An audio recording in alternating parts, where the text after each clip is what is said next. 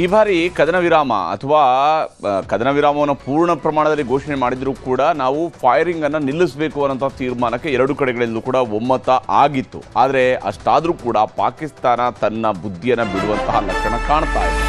ಪಾಕಿಸ್ತಾನ ಮತ್ತೆ ಗಡಿಯುದ್ದಕ್ಕೂ ಕೂಡ ಕಿತಾಪತಿಯನ್ನು ಮಾಡ್ತಾ ಇದೆ. ಜಮ್ಮು ಕಾಶ್ಮೀರದ ಗಡಿಯಲ್ಲಿ 5 ರಿಂದ 6 ಕಡೆಗಳಲ್ಲಿ ಫೈರಿಂಗನ್ನು ಮಾಡ್ತಾ ಇದೆ. ಜಮ್ಮು ಕಾಶ್ಮೀರದ ಭಾಗಗಳಲ್ಲಿ ಮಾತ್ರ ಅಲ್ಲ, ಅದು ಬೇರೆ ಬೇರೆ ರಾಜ್ಯಗಳಲ್ಲೂ ಕೂಡ ಈಗ ಫೈರಿಂಗ್ ಮಾಡ್ತಾ ಇದೆ. ಪೂಂಚ್, ಅಖ್ನೂರ್, ಉಧಂಪುರ, ಮೆಂಡಾರ್ನಲ್ಲೂ ಕೂಡ ಈಗಾಗಲೇ ಫೈರಿಂಗನ್ನು ಮಾಡಲಾಗ್ತಾ ಇದೆ. ಶ್ರೀನಗರದಲ್ಲಿ ಭಾರೀ ಸ್ಫೋಟದ ಶಬ್ದವೂ ಕೂಡ ಕೇಳಿ ಬಂದಿದೆ ಅನ್ನುವಂತಹ ಮಾಹಿತಿ ಲಭ್ಯವಾಗ್ತಾ ಇದೆ. ಹಾಗಾಗಿ ಮತ್ತೆ ಅವರು ಡ್ರೋನ್ ಅಟ್ಯಾಕನ್ನು ಮಾಡಿದಾರಾ, ಅದನ್ನು ಆಗಸದಲ್ಲೇ ಹೊಡೆದುರುಳಿಸುವಂತಹ ಕೆಲಸವನ್ನು ಭಾರತ ಮಾಡ್ತಾ ಇದೆಯಾ ಅನ್ನೋಂಥದ್ದು ಕೂಡ ಬಹಳ ಮುಖ್ಯವಾಗಿರುವಂಥ ವಿಚಾರ. ಇನ್ನು ಪಠಾಣ್ಕೋಟ್, ವೈಷ್ಣೋದೇವಿಯಲ್ಲೂ ಕೂಡ ಬ್ಲಾಕ್ಔಟ್ ಮಾಡಲಾಗಿದೆ. ಪಠಾಣ್ಕೋಟ್ ಮತ್ತು ವೈಷ್ಣೋದೇವಿಯಲ್ಲೂ ಕೂಡ ಬ್ಲಾಕ್ಔಟ್ ಮಾಡಲಾಗಿದೆ. ಇವತ್ತು ಮತ್ತೊಂದು ಸುತ್ತು ಪಾಕಿಸ್ತಾನದ ಕಡೆಯಿಂದ ದಾಳಿಗಳು ಆಗ್ತಾ ಇದ್ದಾವೆ.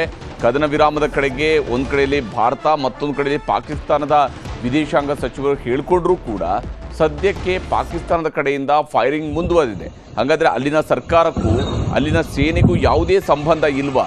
ಸೇನೆಯೇ ಉಗ್ರಗಾಮಿ ಕೃತ್ಯವನ್ನು ಎಸಗ್ತಾ ಇದೆಯಾ ಅನ್ನುವಂತಹ ಅನುಮಾನ ಈಗ ಮೂಡ್ತಾ ಇರುವಂಥದ್ದು. ಯಾಕಂದರೆ ಉಧಂಪುರದಲ್ಲಿ ನಡೀತಾ ಇರುವಂತಹ ದಾಳಿಯನ್ನು ಕೂಡ ಗಮನಿಸ್ತಾ ಇದ್ದೀವಿ. ಮತ್ತು ವಿಶೇಷವಾಗಿ ಜೈಸಲ್ಮೇರ್, ಉಧಂಪುರದಲ್ಲೂ ಕೂಡ ಬ್ಲಾಕ್ಔಟ್ ಮಾಡಲಾಗಿದೆ. ಭಾರತೀಯ ಸೇನೆಗೆ ಸರ್ಕಾರ ಸಂಪೂರ್ಣವಾದಂಥ ಸ್ವಾತಂತ್ರ್ಯವನ್ನು ಕೊಟ್ಟಿದೆ.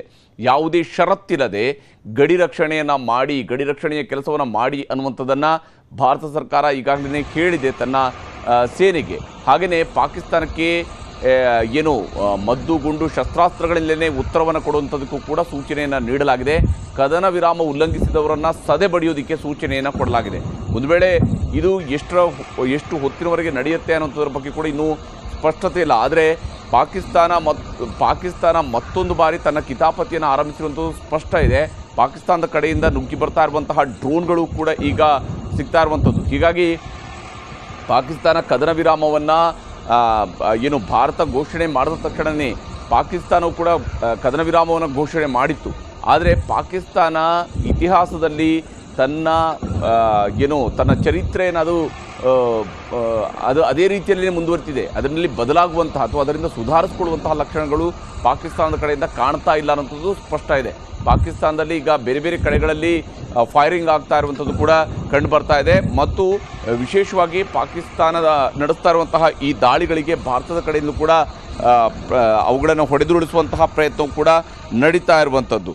ಸದ್ಯಕ್ಕೆ ಬೇರೆ ಬೇರೆ ಕಡೆಗಳಲ್ಲಿ ಬ್ಲ್ಯಾಕ್ಔಟನ್ನು ಮಾಡಲಾಗಿದೆ ಮತ್ತು ಸೈರನ್ ಕೂಡ ಮೊಳಗ್ತಾ ಇರುವಂಥದ್ದು ಇದ್ದೇ ಇದೆ. ಆದರೆ ಇದೇ ಸಂದರ್ಭದಲ್ಲಿನೇ ಬಾಡ್ಮೇರ್ನಲ್ಲಿ ಈಗಾಗಲೇ ಒಂದು ಬಾರಿ ದೊಡ್ಡ ಸ್ಫೋಟದ ಸದ್ದು ಕೂಡ ಕೇಳಿ ಬರ್ತಾ ಇದೆ ಮತ್ತು ಇದನ್ನು ಹೊಡೆದುರುಳಿಸಿರುವಂತಹದ್ದು ಕೂಡ ಕಂಡು ಬರ್ತಾ ಇದೆ. ಒಂದು ಡ್ರೋನನ್ನು ಹೊಡೆದುರುಳಿಸಿರುವಂಥದ್ದು ಗೊತ್ತಾಗ್ತಾ ಇದೆ. ಅಂದರೆ ರಾಜಸ್ಥಾನದಲ್ಲಿ ಹಾಗೆಯೇ ಪಂಜಾಬ್ನಲ್ಲಿ ಮತ್ತು ಕಾಶ್ಮೀರದಲ್ಲೂ ಕೂಡ ಈ ಡ್ರೋನ್ ದಾಳಿಗಳು ಆಗ್ತಾ ಇದ್ದಾವೆ ಅನ್ನೋದ್ರ ಬಗ್ಗೆ ಇನ್ನೂ ಕೂಡ ಮಾಹಿತಿ ಇದೆ. ಸಂಪೂರ್ಣವಾಗಿ ಸೀಸ್ ಫೈರ್ನ ಘೋಷಣೆ ಆದರೂ ಕೂಡ ಭಾರತದ ಬೇರೆ ಬೇರೆ ನಗರಗಳಲ್ಲಿ ಇವತ್ತು ಕೂಡ ಬ್ಲ್ಯಾಕ್ಔಟನ್ನು ಮುಂದುವರಿಸಲಾಗಿದೆ. ಯಾಕೆಂದರೆ ಪಾಕಿಸ್ತಾನವನ್ನು ಯಾವತ್ತೂ ಕೂಡ ನಂಬೋದಕ್ಕೆ ಸಾಧ್ಯ ಆಗೋದಿಲ್ಲ.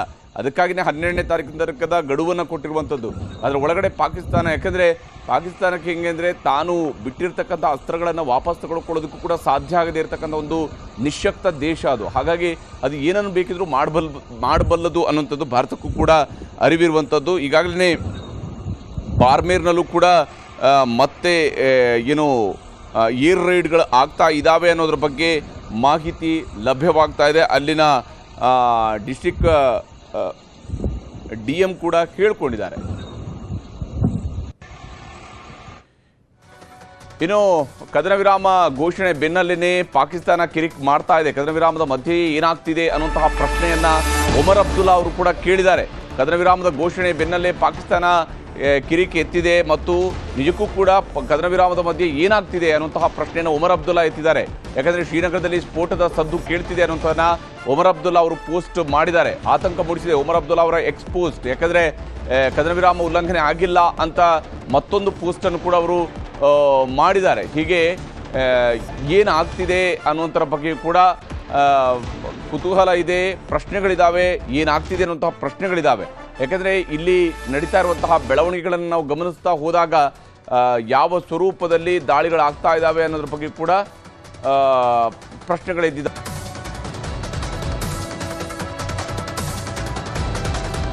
ಕೂಡ ಟ್ವೀಟ್ಗಳನ್ನು ಮಾಡಿದ್ದಾರೆ. ಒಮರ್ ಅಬ್ದುಲ್ಲಾ ಕಡೆಯಿಂದಲೂ ಕೂಡ ಟ್ವೀಟ್ಗಳು ಬಂದಿರುವಂಥದ್ದು.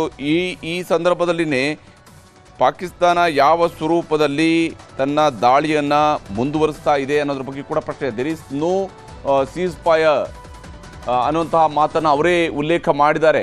The air defence units in the middle of Srinagar just opened up ಅನ್ನುವಂಥದ್ದನ್ನು ಕೂಡ ಅವರು ಹೇಳಿದ್ದಾರೆ. ಅಂದರೆ ನಾವಿನ್ನೂ ಕೂಡ ಏರ್ ಡಿಫೆನ್ಸನ್ನು ಓಪನ್ ಮಾಡಿ ಕುಳಿತಿದ್ದೀವಿ ಅನ್ನುವಂಥದ್ದನ್ನು ಒಮರ್ ಅಬ್ದುಲ್ಲಾ ಅವರು ಹೇಳ್ತಾ ಇರುವಂಥದ್ದು. ಒಮರ್ ಅಬ್ದುಲ್ಲಾ ಅವರ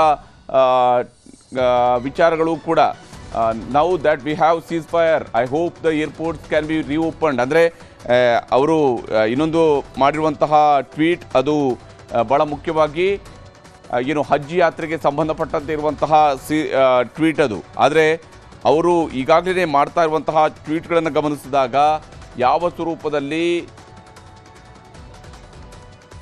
ಪರಿಸ್ಥಿತಿ ಇದೆ ಅನ್ನುವಂಥದ್ರ ಬಗ್ಗೆಯೂ ಕೂಡ ಅನುಮಾನಗಳು ವ್ಯಕ್ತವಾಗ್ತಾ ಇದೆ. ಕಾಶ್ಮೀರದಲ್ಲಿ ಬೇರೆ ಬೇರೆ ಕಡೆಗಳಲ್ಲಿ ಫೈರಿಂಗ್ ಆಗ್ತಾ ಇರುವಂಥದ್ದಂತೂ ಸ್ಪಷ್ಟ ಇದೆ. ಫೈರಿಂಗ್ ನಡೀತಿದೆ ಅನ್ನುವಂಥದ್ದನ್ನು ಈಗಾಗಲೇ ಸ್ಪಷ್ಟವಾಗಿ ಹೇಳ್ತಾ ಇದ್ದಾರೆ. ಅಲ್ಲಿಂದ ರಿಪೋರ್ಟ್ಗಳು ಕೂಡ ಬರ್ತಾ ಇದ್ದಾರೆ. ಈಗ ಕೇವಲ 22 ನಿಮಿಷಗಳ ಹಿಂದೆ ಅವರು ಮಾಡಿರ್ತಕ್ಕಂತಹ ಟ್ವೀಟ್ನಲ್ಲೂ ಕೂಡ there is no ceasefire, the air defence units in the middle of Srinagar just opened up ಅನ್ನೋಂಥದ್ದನ್ನು 22 ನಿಮಿಷಗಳ ಹಿಂದೆ ಹೇಳಿದ್ದಾರೆ. ಅಷ್ಟೇ ಅಲ್ಲದೆ ಅದಕ್ಕಿಂತ ಪೂರ್ವದಲ್ಲಿ ಮಾಡಿರ್ತಕ್ಕಂಥ 39 ನಿಮಿಷಗಳ ಹಿಂದೆ ಮಾಡಿರುವಂತಹ ಅವರ ಎಕ್ಸ್ ಪೋಸ್ಟ್ನಲ್ಲೂ ಕೂಡ what the hell just happen to the ceasefire, explosions heard across Srinagar ಅನ್ನೋದನ್ನು ಅವರು ಹೇಳಿದ್ದಾರೆ. ಇದು ಅದಕ್ಕಿಂತ ಪೂರ್ವದಲ್ಲಿ ಬರೆದಿರುವಂಥದ್ದು. ಅಂದರೆ ಈ ಫೈರಿಂಗಿಂದ ಮುಂಚಿತವಾಗಿ ಬರೆದಿರುವಂಥದ್ದು ಬೇರೆ ಟ್ವೀಟ್ ಇರುವಂಥದ್ದು, ಅದು ಬೇರೆ ಎಕ್ಸ್ಪೋಸ್ಟ್ ಇದೆ. ಆದರೆ ಅದಾದ ನಂತರ ಆ ಒಂದು ಎಕ್ಸ್ಪೋಸ್ಟ್ನ ನಂತರ ಸತತ 2 ಪೋಸ್ಟ್ಗಳನ್ನು ಮಾಡಿದ್ದಾರೆ. ಆ 2 ಪೋಸ್ಟ್ಗಳಲ್ಲಿ ಅವರು ಒಂದು ವಿಡಿಯೋವನ್ನು ಕೂಡ ಶೇರ್ ಮಾಡಿದ್ದಾರೆ. ಆಲ್ರೆಡಿ ವಿಡಿಯೋವನ್ನು ಕೂಡ ಶೇರ್ ಮಾಡ್ಕೊಂಡಿದ್ದಾರೆ. ಆ ವಿಡಿಯೋದಲ್ಲೂ ಕೂಡ ಒಮರ್ ಅಬ್ದುಲ್ಲಾ ಯಾವ ಸ್ವರೂಪದಲ್ಲಿ ಈಗ ಡ್ರೋನ್ಗಳ ಅಟ್ಯಾಕ್ ಆಗಿದ್ದಾವೆ ಅನ್ನೋದ್ರ ಬಗ್ಗೆ ಕೂಡ ಅವರು ಖಚಿತಪಡಿಸ್ತಾ ಇದ್ದಾರೆ. ಒಮರ್ ಅಬ್ದುಲ್ಲಾ ಜಮ್ಮು ಕಾಶ್ಮೀರದ ಮುಖ್ಯಮಂತ್ರಿನೇ ಹೇಳ್ತಾ ಇದ್ದಾರೆ, ಏನಾಗ್ತಾ ಇದೆ ಇಲ್ಲಿ, ಯಾವ ಸ್ವರೂಪದಲ್ಲಿ ಈ ರೀತಿಯಾದಂತಹ ಸೀಸ್ ಫೈರ್ ಇದೆ ಇಲ್ಲಿ ಅನ್ನೋದ್ರ ಬಗ್ಗೆ ಕೂಡ ಅವರು ಅನುಮಾನವನ್ನು ವ್ಯಕ್ತಪಡಿಸ್ತಾ ಇದ್ದಾರೆ. ನಿಜಕ್ಕೂ ಏನಾಗ್ತಿದೆ ಅನ್ನೋಂಥದ್ದನ್ನು ಅವರು ಕೇಳ್ತಾ ಇದ್ದಾರೆ. ಯಾಕೆಂದರೆ ಡ್ರೋನ್ಗಳು ಬರ್ತಾ ಇರುವಂತಹ ವಿಡಿಯೋವನ್ನು ಈಗಾಗಲೇ ಒಮರ್ ಅಬ್ದುಲ್ಲಾ ಕೂಡ ಶೇರ್ ಮಾಡ್ಕೊಂಡಿದ್ದಾರೆ. ಒಮರ್ ಅಬ್ದುಲ್ಲಾ ಅವರ ಎಕ್ಸ್ ಖಾತೆಯಲ್ಲೂ ಕೂಡ ಒಂದು ವಿಡಿಯೋ ಶೇರ್ ಆಗಿದೆ. ಹೀಗೆ ಮತ್ತು ಅವರೇ ಬರ್ಕೊಂಡಿದ್ದಾರೆ, ಒಮರ್ ಅಬ್ದುಲ್ಲಾನೇ ಬರ್ಕೊಂಡಿದ್ದಾರೆ, there is no ceasefire, the air defence units in the middle of Srinagar just opened up. ಈಗಷ್ಟೇ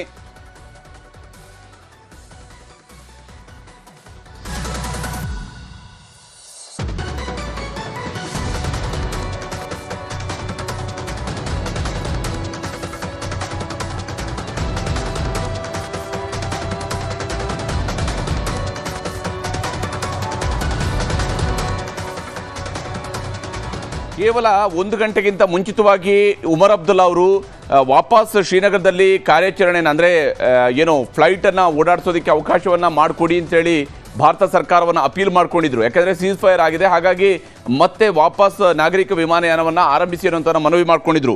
ಆದರೆ ಅದೇ ಉಮರ್ ಅಬ್ದುಲ್ಲಾ ಅವರು ಕೇವಲ ಆ ಟ್ವೀಟ್ನ ನಂತರ ಅವರು ಮಾಡಿರ್ತಕ್ಕಂತಹ ಎಕ್ಸ್ ಪೋಸ್ಟ್ನ ನಂತರ ಮತ್ತೆ 2 ಪೋಸ್ಟ್ಗಳನ್ನು ಈಗ ಮಾಡ್ತಾ ಇದ್ದಾರೆ. ಅದರಲ್ಲಿ ಅವರು ಸ್ಪಷ್ಟವಾಗಿ ಹೇಳ್ತಾ ಇದ್ದಾರೆ, ಪಾಕಿಸ್ತಾನದ ಕಡೆಯಿಂದ ದಾಳಿಗಳು ಆಗ್ತಾ ಇದ್ದಾವೆ, ನಾವು ಈಗ ಅದಕ್ಕೆ ಸೀಸ್ ಫೈರ್ ಆಗಿರುವಂತಹ ಸಂದರ್ಭದಲ್ಲೇ ಈಗ ಕೌಂಟರ್ ಕೊಡುವಂತಹ ಕೆಲಸವನ್ನು ಏರ್ ಡಿಫೆನ್ಸ್ ಸಿಸ್ಟಮನ್ನು ಆನ್ ಮಾಡಿದ್ದೀವಿ ಅನ್ನೋದನ್ನು ಒಮರ್ ಅಬ್ದುಲ್ಲಾ ಕೂಡ ಹೇಳ್ಕೊಂಡಿದ್ದಾರೆ.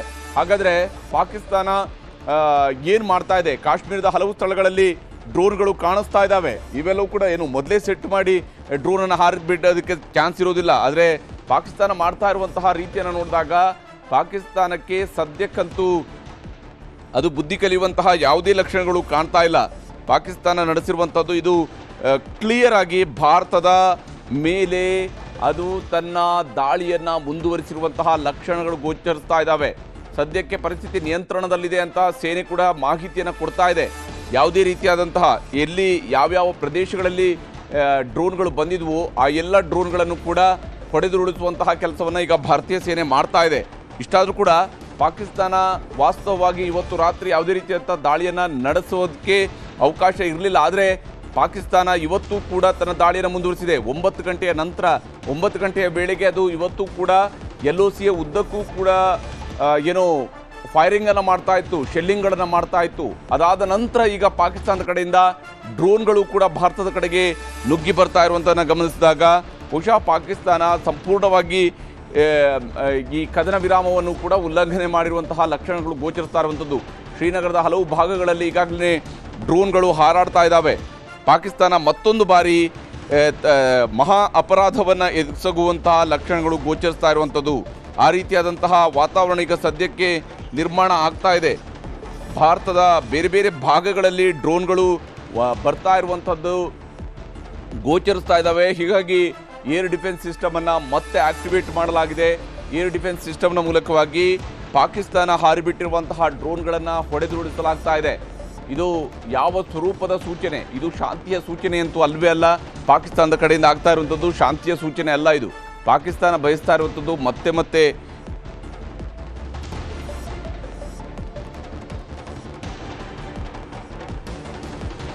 ನಮ್ಮ ಜೊತೆಗೆ ಈಗ ಡಾಕ್ಟರ್ ದಿನೇಶ್ ರಾವ್ ಅವರಿದ್ದಾರೆ, ಫಾರೆನ್ಸಿಕ್ ತಜ್ಞರು. ಜಮ್ಮುವಿನಿಂದ ನಮ್ಮ ಜೊತೆಗೆ ಈಗ ಸಂಪರ್ಕದಲ್ಲಿದ್ದಾರೆ. ಪ್ರೊಫೆಸರ್, ಇಲ್ಲಿ ಡಾಕ್ಟರ್ ದಿನೇಶ್ ರಾವ್ ಅವರೇ, ಬಹಳ ಮುಖ್ಯವಾಗಿ ಪಾಕಿಸ್ತಾನ ಜೊತೆಗಿನ ಫೈರಿಂಗನ್ನು ನಿಲ್ಲಿಸುವಂತಹ ತೀರ್ಮಾನ ಇವತ್ತು ಸಂಜೆಯಷ್ಟೇ ಹೊರಬಿದ್ದಿತ್ತು. ಆದರೆ ಅದರ ಪ್ರಕಾರವಾಗಿ ಸಂಜೆ 5 ಗಂಟೆ ನಂತರ ಯಾವುದೇ ಫೈರಿಂಗ್ ಆಗಬಾರ್ದಾಗಿತ್ತು. ಆದರೂ ಕೆಲವೊಂದು ಬಾರಿ ಶೆಲ್ಲಿಂಗ್ಗಳು ಆಗ್ತಾ ಇರ್ತವೆ. ಆದರೆ ಇಲ್ಲಿ ನೋಡಿದರೆ ಡ್ರೋನ್ ಮೂಲಕವಾಗಿ ಕೂಡ ದಾಳಿಯನ್ನು ಮುಂದುವರಿಸಿರುವಂತಹ ಲಕ್ಷಣಗಳು ಗೋಚರಿಸಿವೆ. ಜಮ್ಮುವಿನಲ್ಲೂ ಇದೇ ಪರಿಸ್ಥಿತಿ ಇದೆಯಾ, ಹೇಗೆ? ಅಲ್ಲ, ಜಮ್ಮುನಲ್ಲಿ ಸಿಟಿನಲ್ಲಿ ಈಗ ಸದ್ಯಕ್ಕಿಲ್ಲ, ಬಟ್ ಸಿಟಿ ಔಟ್ಸ್ಕಟ್ಸ್ ನಡೆದಿರೋದಿದೆ. ಈಗ ಸದ್ಯಕ್ಕೆ ಒಂದು 5 ನಿಮಿಷ ಮುಂಚೆನೂ ಆಯ್ತು, 2 ಬ್ಲಾಸ್ಟ್ ಆಯ್ತು. ಮತ್ತೆ ಬ್ಲಾಕ್ ಔಟ್ ಮಾಡಿದ್ದಾರೆ, ಸೈರನ್ಸ್ ಇನ್ನ ಬಂದಿಲ್ಲ ಇಲ್ಲಿ. ಬಟ್ ನಮ್ಮ RS ಪುರ ಮತ್ತೆ ಸಾಂಬಾ ಡಿಸ್ಟ್ರಿಕ್ಟ್ ಇದೆ ನೋಡಿ, ಅಲ್ಲಿ ಡ್ರೋನ್ಸ್ ಎಲ್ಲ ಬಂದಿದೆ, ಇಂಟರ್ಸೆಪ್ಟ್ ಮಾಡ್ತಿದ್ದಾರೆ. ರಜೌರಿ ಮತ್ತೆ ರಾಜೌರಿ ಅಕ್ನೂರ್ ಅಂತ ಬರುತ್ತೆ. ಸೊ ಆ ಜಾಗದಲ್ಲಿ ಇಂಟರ್ಸೆಪ್ಟ್ ಮಾಡಿದ್ದಾರೆ. ನಮ್ದು ಇಲ್ಲಿ ಕಂಪ್ಲೀಟ್ ಬ್ಲಾಕ್ ಔಟ್ ಮಾಡಿದ್ದಾರೆ. ಮಾಡಿ ಬಟ್ ಅಟ್ಯಾಕ್ ಆಗೋ ಚಾನ್ಸಸ್ ಜಾಸ್ತಿ ಇದೆ, ಯಾಕಂದ್ರೆ ಸುತ್ತಮುತ್ತಲೆಲ್ಲ ಅಟ್ಯಾಕ್ ಆಗಿದೆ. ನಮ್ಮ ಸಿಟಿ ಈಗ ಸದ್ಯಕ್ಕೆ ಅಟ್ಯಾಕ್ ಆಗಿಲ್ಲ.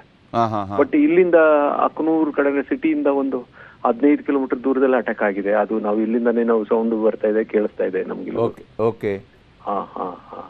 ಅಂದರೆ ಇದು ಪಾಕಿಸ್ತಾನ ಮತ್ತೆ ಇದೇ ರೀತಿಯಾದಂಥ ಡ್ರೋನ್ಗಳನ್ನು ಹಾರಿಸಿದಾಗ ಕಾಣುತ್ತೆ. ಯಾಕಂದರೆ ಈಗ ಜಮ್ಮು ಕಾಶ್ಮೀರದ ಮುಖ್ಯಮಂತ್ರಿಯವರು ಕೂಡ ಶೇರ್ ಮಾಡ್ಕೊಂಡಿರುವಂಥದ್ದು ಪೋಸ್ಟರ್ನ ನೋಡಿದಾಗಲೂ ಕೂಡ ಅದರಲ್ಲೂ ಕೂಡ ವೆರಿ ಕ್ಲಿಯರ್ ಆಗಿ ಏರ್ ಡಿಫೆನ್ಸ್ ಸಿಸ್ಟಮನ್ನು ಆಕ್ಟಿವೇಟ್ ಮಾಡಿರೋದು ಕೂಡ ಇದೆ. ಶ್ರೀನಗರದಲ್ಲಿ ಬ್ಲಾಸ್ಟ್ ಆಗಿರೋದ್ರ ಬಗ್ಗೆ ಅವರೇ ಕನ್ಫರ್ಮ್ ಮಾಡ್ತಾ ಇದ್ದಾರೆ. ಅಂದರೆ ಅವರೇ ಪ್ರಶ್ನಿಸ್ತಾ ಇದ್ದಾರೆ, ಇದು ಏನಾಗ್ತಾ ಇದೆ ಇಲ್ಲಿ, ಸೀಸ್ ಫೈರ್ ಇದೆಯಾ, ಏನಾಗ್ತಾ ಇದೆ ಇಲ್ಲಿ ಅನ್ನುವಂತಹ ಪ್ರಶ್ನೆಯನ್ನು ಅವರೇ ಕೇಳ್ತಾ ಇದ್ದಾರೆ. ಅಂದರೆ ಯಾವ ಸ್ವರೂಪದಲ್ಲಿ ಇದು ನಡೀತಾ ಇದೆ ಅಂತೇಳಿ ಅನಿಸ್ತಿದೆ ಡಾಕ್ಟರ್ ದಿನೇಶ್ ರಾವ್ ಅವರೇ?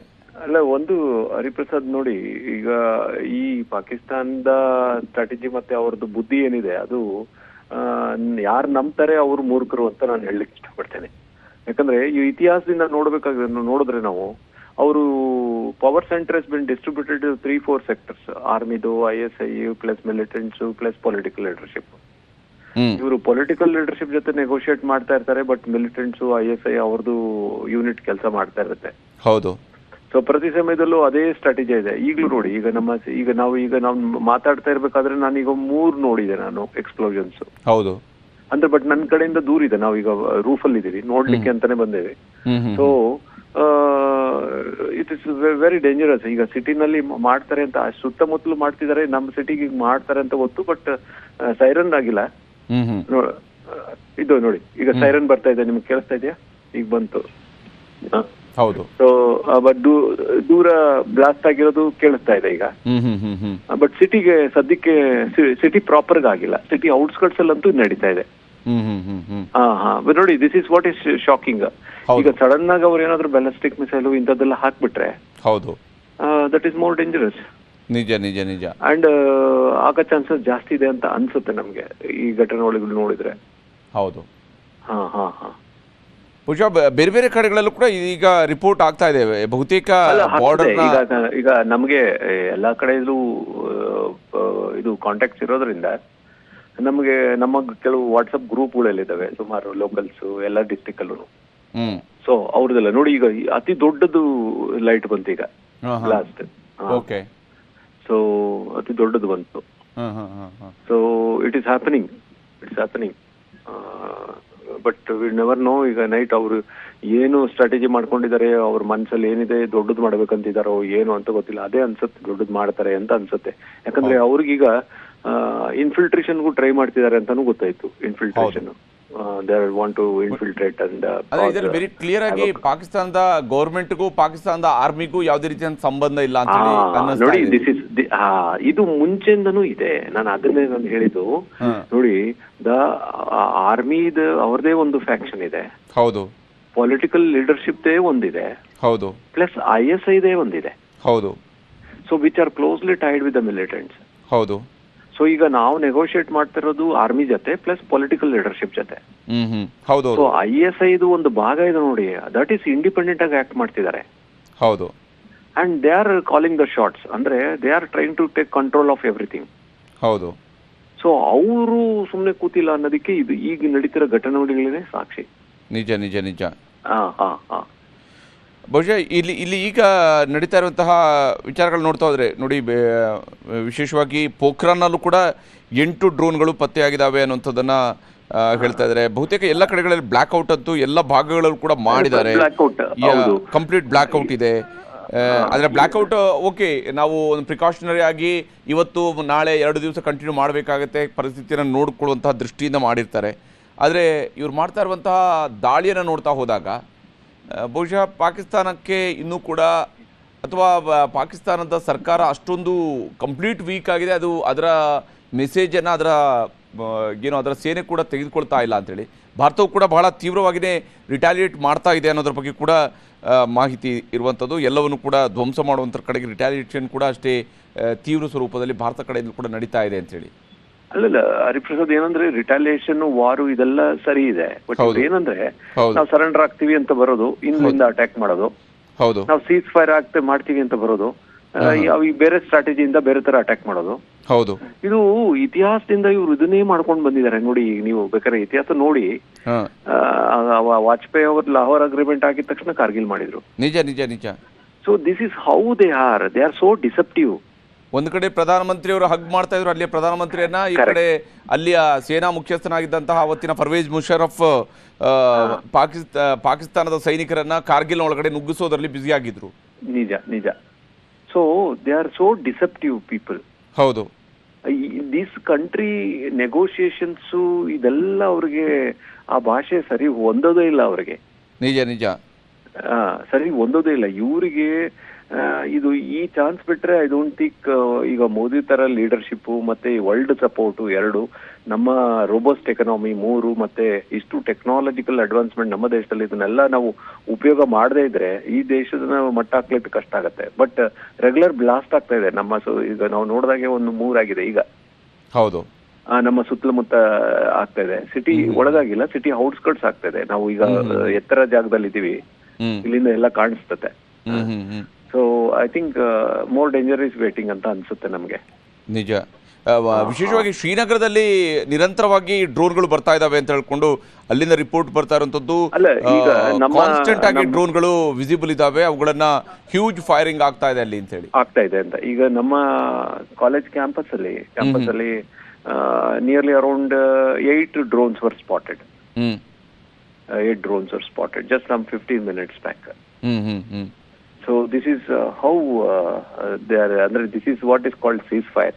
I think the government should take note of it ಅಂತ ಅನ್ಸುತ್ತೆ. ಏನ್ ಮಾಡ್ಬೇಕು ಅಂತ ಅವರೇ ಅನ್ಕೋಬೇಕು, ಇದು ಸರಿನಾ ತಪ್ಪಂತ ಅವ್ರಿಗೂ ಯೋಚನೆ ಮಾಡ್ಬೇಕು. ಹೌದು. But I think they should not go for negotiation at least for some 10-15 days. ಹೌದು. ಯಾಕಂದ್ರೆ they have to burn their pockets. ಹೌದು ಹೌದು ಹೌದು. ಬಿಕಾಸ್ ಇದು ಅತಿ ಎಲ್ಲ ತುಂಬಾ ಜಾಸ್ತಿ ಆಗಿದೆ. they have crossed all barriers.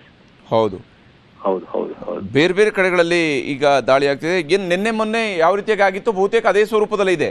ಬಹುತೇಕ ಅದೇ ಆ ಎಲ್ಲ ನಗರಗಳಲ್ಲೂ ಕೂಡ ಇದೆ. ಬಟ್ ಆ ತೀವ್ರತೆ ಇಲ್ಲ. ಬಟ್ ಈಗ ಏನಾಗಿದೆ ಅಂದ್ರೆ ಯು ವಿಲ್ ಬಿ ಸರ್ಪ್ರೈಸ್ಡ್. ಈಗ 6 ಗಂಟೆಗೆ ನ್ಯೂಸ್ ಬಂತಲ್ಲ ಸೀಸ್ಫೈರ್ ಅಂದ್ಬಿಟ್ಟು, ಎಲ್ಲ ಜನ ಸ್ವಲ್ಪ ಆಚೆ ಓಡಾಡ್ಲಿಕ್ಕೆ ಸ್ಟಾರ್ಟ್ ಮಾಡಿದ್ರು. ಹೌದು. ಬಟ್ ಸಡನ್ ಆಗಿ ನಮಗೆ 7:45 ಅಷ್ಟು 8 ಅಷ್ಟೊಳಗೆ ನಮ್ಮ ಈ ಜಮ್ಮು ಕಾಶ್ಮೀರಲ್ಲಿ ವಾಟ್ಸಪ್ ಗ್ರೂಪ್ ಅಲ್ಲೆಲ್ಲ ಸರ್ಕ್ಯುಲೇಟ್ ಸ್ಟಾರ್ಟ್ ಆಯ್ತು ನಮಗೆ ವಿತ್ ಫೋಟೋಗ್ರಾಫ್ಸ್, ಇನ್ಫಾರ್ಮೇಶನ್, ಶೆಲ್ ದಾಳಿ ಮತ್ತೆ ಡ್ರೋನ್ ದಾಳಿ ಬಂತು. ಸೊ ಸಡನ್ ಆಗಿ ಇಲ್ಲಿ ಲೈಟ್ ತೆಗೆದ್ರು. ಆಮೇಲೆ ತದನಂತರ 8:45 9 ಗಂಟೆಗೆ ಕಂಟಿನ್ಯೂಸ್ ಆಗಿ ನಮ್ಗೆ ಇಲ್ಲಿ ಡ್ರೋನ್ಸ್ ಎಲ್ಲ ರಿಪೋರ್ಟ್ ಬಂತು. ಸೊ ಈಗ ನಾವು ಇಟ್ ಹಸ್ ಬಿನ್ ಕಂಪ್ಲೀಟ್ಲಿ ಎಲ್ಲರೂ ಭಯದಿಂದನೇ ಇದ್ದಾರೆ. ಇಲ್ಲಿ ಭಯ ಅನ್ನೋದಿಲ್ಲ ಒಂದು. ಹೌದು ಹೌದು. ಅಂದ್ರೆ ಒಂದು ಆತಂಕ, ಒಂದು ಇನ್ನೊಂದೇನಂದ್ರೆ ಇಷ್ಟು ಮೋಸ ಮಾಡಬಹುದ ಒಂದು ದೇಶ ಅಂತ ಅದು ಇದು ಆಶ್ಚರ್ಯ ಅಲ್ಲ, ಇದು ಗೊತ್ತಿರೋದಲ್ಲ. ಇವರು ಪದೇ ಪದೇ ಮೋಸ ಮಾಡ್ತಾನೆ ಇದಾರಲ್ಲ ಈ ದೇಶ, ಇನ್ನೆಂತದು ಅಂತ ಅನ್ಸುತ್ತೆ. ಮತ್ತೆ ಇದು ಇವಾಗೇನು ನೋ ಫೈರ್ ಅನ್ನುವಂತಹದ್ರ ಬಗ್ಗೆ ಏನು ಅಗ್ರಿಮೆಂಟ್ ರೀತಿಯಲ್ಲಿ ಆಯ್ತು, ಅದರ ಮೇಲೆ ಕೂಡ ಈಗ ದೊಡ್ಡ ಕ್ವಶನ್ ಮಾರ್ಕ್ ಬಂದೇ ಬರುತ್ತೆ ಇವಾಗ. ಅಲ್ಲ, ಅಫ್ಕೋರ್ಸ್, ಯಾಕಂದ್ರೆ this is an official statement release by the ministry. ಹೌದು. So they should have verified everything and then release the statement. ಹೌದು. ಅಂಡ್ ಇದರಿಂದ ಅನಾನುಕೂಲ ಜಾಸ್ತಿ ಆಗಿದೆ ಹೊರತು, ಯಾಕಂದ್ರೆ ಅವ್ರು ಸೀಸ್ ಫೈರ್ ಆರ್ಡರ್ ಆಗಿದಾರಲ್ಲ ಅಂತ ಎತ್ತು ಕಾಣಿಸ್ತಾ ಇದೆಲ್ಲ. ಹೌದು. ಕನಿಷ್ಠ ಪಕ್ಷ ಇವತ್ತು ಅವ್ರ ಕಡೆಯಿಂದ ಯಾವುದೇ ದಾಳಿಗಳು ಆಗದೆ ಇರ್ತಿದ್ರೆ ಬಹುಶಃ ನಾಳೆ ಅಥವಾ ನಾಡಿದ್ದಿದ್ದನ್ನು ಅನೌನ್ಸ್ ಆಗಿರ್ತಾರೆ. ಕಂಟಿನ್ಯೂಸ್ 2 ದಿವಸ ಏನೂ ಆಗಿರಲಿದ್ದರೆ ಅನೌನ್ಸ್ ಆಗಿರ್ತಾರೆ, ಅದೊಂದು ಬೇರೆ ಸಂದೇಶ ಹೋಗ್ತಿತ್ತು. ಇದು ಈ ದಾಳಿಯ ನಡುವೆನೇ ಸೀಸ್ ಫೈರ್ ಕೂಡ ಘೋಷಣೆ ಆಗಿತ್ತು. ಆದರೆ ಬಹುಶಃ US ಕೂಡ ಅಮೆರಿಕದ ವಿಚಾರದಲ್ಲೂ ಕೂಡ ಅಮೆರಿಕ ಬಹಳ ಉತ್ಸಾಹದಿಂದ ಎಲ್ರಿಗೂ ಅಂತ ಬಂದೆ ನಾವೇ ಇದನ್ನೇನೋ ನಿಲ್ಲಿಸಿದ್ವಿ ಅನ್ನೋ ರೀತಿಯಲ್ಲಿ ಹೇಳೋದಕ್ಕೆ ಹೊರಟಿದ್ರು. ಈಗ ಇದು ಹರಿಪ್ರಸಾದ್, ಇದೇನಂದ್ರೆ ಈ ಕಪಟಿತನ ಅಂತ ಇದೆ ನೋಡಿ, ಕಳ್ಳತನ, ಕಪಟತನ, ಮೋಸ, ದಗ, ವಂಚನೆ ಅಂತ ಇದೆಲ್ಲ ನಾವು ಶಬ್ದಗಳನ್ನ ಪಠ್ಯ ಪುಸ್ತಕದಲ್ಲಿ ನೋಡಿದೀವಿ. ಆಮೇಲೆ ಈ ರಸ್ತೆ ಮೇಲೆ ಕೆಲವರು ಕೆಟ್ಟ ಜನ ಮಾಡ್ತಾರೆ ನೋಡಿದೀವಲ್ಲ. ಅದು ಒಂದು ದೇಶ ಯಾವ್ದಾದ್ರ ಪ್ರಪಂಚದಲ್ಲಿ ದೇಶ ಮಾಡುತ್ತೆ ಅಂದ್ರೆ ಈ ಪಾಕಿಸ್ತಾನ. ನಿಜ. ಅವ್ರಿಗೆ ಇದೆಲ್ಲ ಕ್ವಾಲಿಟೀಸ್ ಇದೆ. ಹೌದು. ಅಂತವ್ರ ಹತ್ರ ಯಾರಾದ್ರೂ ನೆಗೋಷಿಯೇಷನ್ ಯಾರು ಮಾಡ್ತಾರೆ ಅವ್ರು ಮೂರ್ಖರಷ್ಟೇ. ನಿಜ ನಿಜ ನಿಜ. ಇಷ್ಟಂತ ಹೇಳ್ಬೋದು ನಾವು. ಅವ್ರಿಗೂ ನಾವು ಕಪಟಿತನ, ಮೋಸ, ವಂಚನೆ ಈ ರೀತಿ ಭಾಷೆ ಉಪಯೋಗಿಸಿದ್ರೆ ಮಾತ್ರ ನೀವು ಅಂತವ್ರ ಹತ್ರ ನೀವು ಮಾಡ್ಲಿಕ್ಕೆ ಸರಿ. ಅಂತವ್ರ ಹತ್ರ ನೀವು ಧರ್ಮದ ಪ್ರಕಾರ, ನ್ಯಾಯದ ಪ್ರಕಾರ, ಪಾಪ ಪುಣ್ಯದ ಪ್ರಕಾರ ನೀವು ಮಾತಾಡಿದ್ರೆ you would be losing the war. ನೋಡಿ, ನಿನ್ನೆಗಿಂತಲೂ ಜಾಸ್ತಿ ಪ್ರದೇಶವರೆಗೆ ಇವತ್ತು ಕಚ್ನಲ್ಲೂ ಕೂಡ, ಅಂದ್ರೆ ಗುಜರಾತ್, ಡೀಪ್ ಗುಜರಾತ್ನಲ್ಲೂ ಕೂಡ, ಕೆಳಭಾಗದಲ್ಲೂ ಕೂಡ, ಕಚ್ನಲ್ಲೂ ಕೂಡ ಇವತ್ತು ಡ್ರೋನ್ಗಳು ಕಾಣಿಸ್ಕೊಳ್ತಾ ಇದಾವೆ ಅನ್ನೋದ್ರ ಬಗ್ಗೆ ಇನ್ಫಾರ್ಮೇಶನ್ ಈಗ ಸಿಗ್ತಾ ಇರುವಂತದ್ದು. ಅಂದ್ರೆ ನಿನ್ನೆಗಿಂತಲೂ ಹೆಚ್ಚು ಪ್ರದೇಶಗಳ ಕಡೆಗೆ ಡ್ರೋನ್ಗಳು ಬರ್ತಿದ್ದಾವೆ. ಇದು ಅಂದ್ರೆ ಕಂಟ್ರೋಲ್ ನಲ್ಲಿ ಇಲ್ವಾ ಅಥವಾ ಮೊದಲೇ ಸೆಟ್ ಮಾಡಿದ್ದಾರೆ ಅಂತಲ, ಏನಿದು ಇವ್ರಿಗೆ ಅದನ್ನ ಡಿಫ್ಯೂಸ್ ಮಾಡಕ್ ಆಗೋದಿಲ್ಲ ಅಂತ? ನಿಮ್ಗೆ ಅದೇ ಹೇಳಿದ್ನಲ್ಲ, this is part of their strategy. ಹೌದು. How to win the war. ಇವರು ನ್ಯಾಯವಾಗಿ ಹೇಳಿದ್ರೆ ಕೇಳ್ತಾರೆ, ಇವ್ರಿಗೆ ಧರ್ಮದ ಪ್ರಕಾರ ಹೇಳಿದ್ರೆ ಕೇಳ್ತಾರೆ. ಸೊ ಇವರು ಧರ್ಮದ ಪ್ರಕಾರ ಹೇಳಿ ನಾವು ಮೋಸ ಮಾಡೋಣ, ಯಾಕಂದ್ರೆ ಅವರು ಹುಟ್ಟಿ ಬೆಳೆದಿರೋದೆಲ್ಲ ಮೋಸ, ವಂಚನೆ, ದಗ, ಸೊ ಸುಳ್ಳು, ಇದರಿಂದ ಬರ್ದಿರ್ತಕ್ಕಂಥ ಜನ. ಹೌದು. ಸೊ ಆ ತರ ದೇಶಕ್ಕೆ ನೀವು ಇಲ್ಲ ನಾವು ಅವ್ರು ಹೇಳಿದ್ದಾರೆ ಅಂತ ನಂಬಿಕೆ ಇಡ್ತಾರಲ್ಲ, ಅವ್ರು ಮೂರ್ಖರು ಅಂತ ನನ್ನ ಪ್ರಕಾರ. ಇದರಲ್ಲಿ ಸುಳ್ಳು ಸತ್ಯ ಅಂತ ನೀವೀಗ ಪ್ರಸಂಗಗಳು ಏನ್ ನಡೀತದೆ ಅದರಿಂದ ಗೊತ್ತಾಗ್ತಾ ಇದೆ. ಇಲ್ಲ ಹಿಂದೆ ಇತಿಹಾಸ ತೆಗೆದು ನೋಡಿ, ಇವ್ರದ್ದು ಇದೇ ರೀತಿ ಬೆಳೆದು ಬಂದಿದ್ದಾರೆ ಇವರು. ಹೌದು ಹೌದು ಹೌದು. ಕ್ಯಾನ್ ಯು ಎವರ್ ಇಮ್ಯಾಜಿನ್ ಒಂದು ದೇಶದ economy is based on drug trafficking and terrorism and arms smuggling ಅಂದ್ರೆ? ಹೌದು. So that is the only country is Pakistan. ಹೌದು ಹೌದು ಹೌದು. ನಿಜ. ಇವತ್ತು ಇದರ ನಡುವೆ ಕೂಡ IMF ನವರು ಅವ್ರಿಗೆ ಏನೋ ಒಂದು ಅಸಿಸ್ಟೆನ್ಸ್ ಅನ್ನು ಕೊಡ್ತಾರೆ, ಅವ್ರಿಗೆ ಸಾಲವನ್ನು ಕೊಡ್ತಾರೆ, ಫಿನಾನ್ಷಿಯಲ್ ಅಸಿಸ್ಟೆನ್ಸ್ ಅನ್ನು ಕೊಡ್ತಾರೆ. ಅದೇ ನೋಡಿ, ಅವ್ರಿಗೇನಂದ್ರೆ ಪಾವರ್ಟಿ ಮತ್ತೆ ಇನ್ಫ್ರಾಸ್ಟ್ರಕ್ಚರಲ್ ಡೆವಲಪ್ಮೆಂಟ್ ಅಂತ ಕೊಡ್ತಾರೆ. ಹೌದು. ಸೊ ಈಗ ಅದನ್ನ ತಕೊಂಡು ಇವರು ಉಪಯೋಗ ಮಾಡೋದು ಯುದ್ಧಕ್ಕೆ ಉಪಯೋಗ ಮಾಡ್ತಾರೆ ನೋಡಿ. ಹೌದು ಹೌದು. That is what is. C, ಇವ್ರು ಹೇಳಿದ್ನಲ್ಲ, ಇವರ ಕ್ಯಾರೆಕ್ಟರ್ಸ್ ಏನಿದೆ ಅಂದ್ರೆ ಕಪಟತನ, ಮೋಸ, ದಗ, ವಂಚನೆ, ಸುಳ್ಳು, ಕಳ್ಳತನ, ಈ ತರ ಜನಕ್ಕೆ ಈ ನ್ಯಾಯವಾಗಿರ್ತಾರಲ್ಲ ಅವ್ರಿಗೆ ಮೋಸ ಮಾಡೋದು ತುಂಬಾ ಈಸಿ. ಬಟ್ ಇವ್ರಿಗೆ ನಾವು ಯಾವ ರೀತಿ ಡೀಲ್ ಮಾಡ್ಬೇಕು ಅಂದ್ರೆ, ನಾವು ಮೋಸ, ಕಪಟತನ, ವಂಚನೆ, ಸುಳ್ಳು ಈ ಆಧಾರದ ಮೇಲೆನೆ ಅವ್ರನ್ನ ನಾವು ಡೀಲ್ ಮಾಡ್ಬೇಕು ಹೊರತು ನೀವು ಅವ್ರ ಹತ್ರ ತುಂಬಾ ಧರ್ಮದ ಪ್ರಕಾರ ನಡೆಯೋದು, ತುಂಬಾ ಸುಳ್ಳು ಹೇಳ್ದಲೇ ನಡ್ಕೊಳ್ಳೋದು ಅಂದ್ರೆ ನಿಮ್ಮನ್ನ ಮುಗಿಸ್ತಾರೆ. ಹೌದು ಹೌದು. This is the type of characters they have. ಹೌದು. IMF ಮಾಡಿರುವಂತಹ ಫಂಡ್ ಬಗ್ಗೆ ಇವತ್ತು ಒಮರ್ ಅಬ್ದುಲ್ಲಾ ಕೂಡ ಒಂದಿಷ್ಟು ಪ್ರಶ್ನೆಗಳನ್ನು ಎತ್ತಿದ್ರು.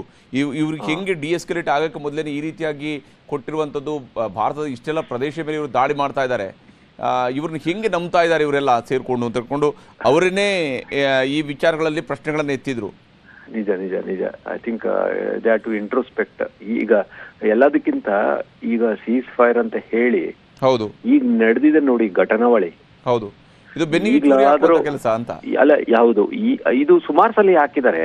ಹೌದು, ಬಟ್ ಈಗಲಾದ್ರೂ ನಮ್ಮ ಸರ್ಕಾರ ಇವರ ಬಗ್ಗೆ ಅರ್ಥ ಮಾಡ್ಕೊಂಡು ಸರಿಯಾದ ಒಂದು ಕ್ರಮ ತಗೊಳ್ದೆ ಹೋದ್ರೆ ಹೌದು, this will be another Gaza and Hamas 2 ಅಂತ ಹೇಳ್ತೀವಲ್ಲ, ಅದು ಆಗತ್ತೆ ಅಂತ ನನ್ನ ಅನಿಸಿಕೆ. ಹೌದು, it is likely to be an Hamas in making. ಹೌದು ಹೌದು, ಅಷ್ಟು ತಲೆನೋವಾಗ್ಬಿಡ್ತಾರೆ. ಇನ್ನು ಮುಂದಿನ ಪೀಳಿಗೆಗೆಲ್ಲ ತಲೆನೋವಾಗ್ಬಿಡ್ತಾರೆ. ಹೌದು ಹೌದು ಹೌದು ಹೌದು ಹೌದು ಹೌದು. ಧನ್ಯವಾದ ಡಾಕ್ಟರ್ ದಿನೇಶ್ ಅವರೇ. ನಮ್ಮ ಜೊತೆಗೆ ಮಾತನಾಡೋದಕ್ಕೆ ಬೇಕಾಗಿ ಮತ್ತೆ ನಿಮ್ಮನ್ನು ಸಂಪರ್ಕಿಸ್ತೀನಿ. ಈಗ ಬೇರೆ ಬೆಳವಣಿಗೆಗಳಿದ್ದಂಥ ಸಂದರ್ಭಗಳು ನಿಮ್ಮನ್ನು ಮತ್ತೆ ಸೇಫ್ ಆಗಿರಿ, ನೀವು ಕೂಡ ಜಮ್ಮುವಿನಲ್ಲಿದ್ದೀರಿ, ಸೇಫ್ ಆಗಿರಿ ಅಂತೇಳಿ ನಿಮ್ಮ ಹತ್ರ ಕೂಡ ನಾವು ಕೇಳ್ತಾ ಇರುವಂಥದ್ದು. ಈಗಾಗಲೇ ಬೇರೆ ಬೇರೆ ಕಡೆಗಳಲ್ಲಿ ಡ್ರೋನ್ ದಾಳಿಯನ್ನು ನಡೆಸ್ತಾ ಇದೆ ಪಾಕಿಸ್ತಾನ ನಿರಂತರವಾಗಿ ಡ್ರೋನ್ ದಾಳಿಯನ್ನು ನಡೆಸ್ತಾ ಇರುವಂಥದ್ದು ಕಂಡು ಬರ್ತಾ ಇದೆ. ಒಂದಾದ ಮೇಲೊಂದು ಕಡೆಗಳಲ್ಲಿ ಡ್ರೋನ್ ದಾಳಿ ಆಗ್ತಾ ಇದೆ. ಬಹುತೇಕ ಪಾಕಿಸ್ತಾನದ ಕಡೆಯಿಂದ ಬಂದಿರುವಂತಹ ಡ್ರೋನ್ಗಳು ಇವತ್ತು ಬಂದಿರುವಂತಹ ಡ್ರೋನ್ಗಳು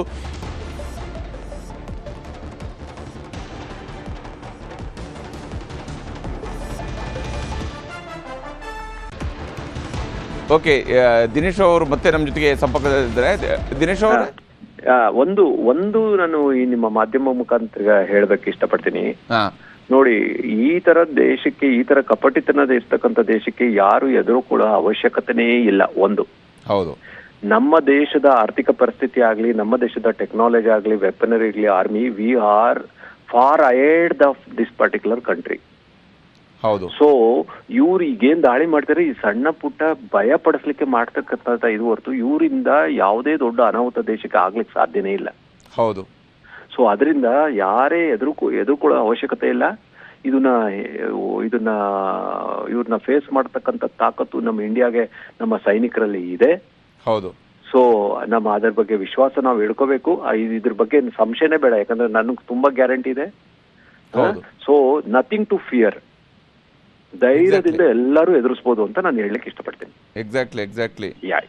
ಇದು ಈಗಿರೋದು ಮತ್ತೆ ಭಾರತ ಸರ್ಕಾರವು ಕೂಡ ಈಗ ಹೇಳ್ತಿದೆ, ಭಾರತ ಸರ್ಕಾರದ ಮೂಲಗಳು ಕೂಡ ಈಗ ಖಚಿತಪಡ್ತಾ ಇರುವಂಥದ್ದು, ಇವರು ವೈಲೇಟ್ ಮಾಡ್ತಾ ಇದ್ದಾರೆ, ಸೀಸ್ ಫೈರ್ನ ವೈಲೇಟ್ ಮಾಡ್ತಾ ಇದ್ದಾರೆ ಅನ್ನುವಂತಹ ಒಂದು ಅಭಿಪ್ರಾಯ ಈಗ ಸರ್ಕಾರದ ಮಟ್ಟದಲ್ಲೂ ಕೂಡ ಚರ್ಚೆ ಆಗ್ತಾ ಇದೆ ಅಂತೇಳಿ. ಇದು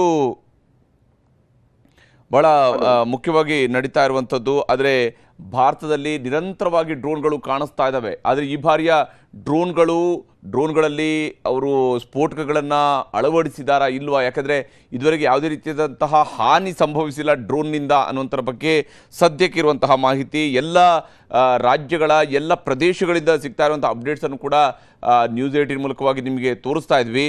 ಪ್ರತಿ ಭಾಗದಲ್ಲೂ ಕೂಡ ಯಾವುದೇ ರೀತಿಯಾದಂತಹ ತೊಂದರೆಗಳು ಸೋಫಾರ್ ಇದುವರೆಗೆ ಯಾವುದೇ ರೀತಿಯ ಸ್ಫೋಟಗಳು ಸಂಭವಿಸಿಲ್ಲ.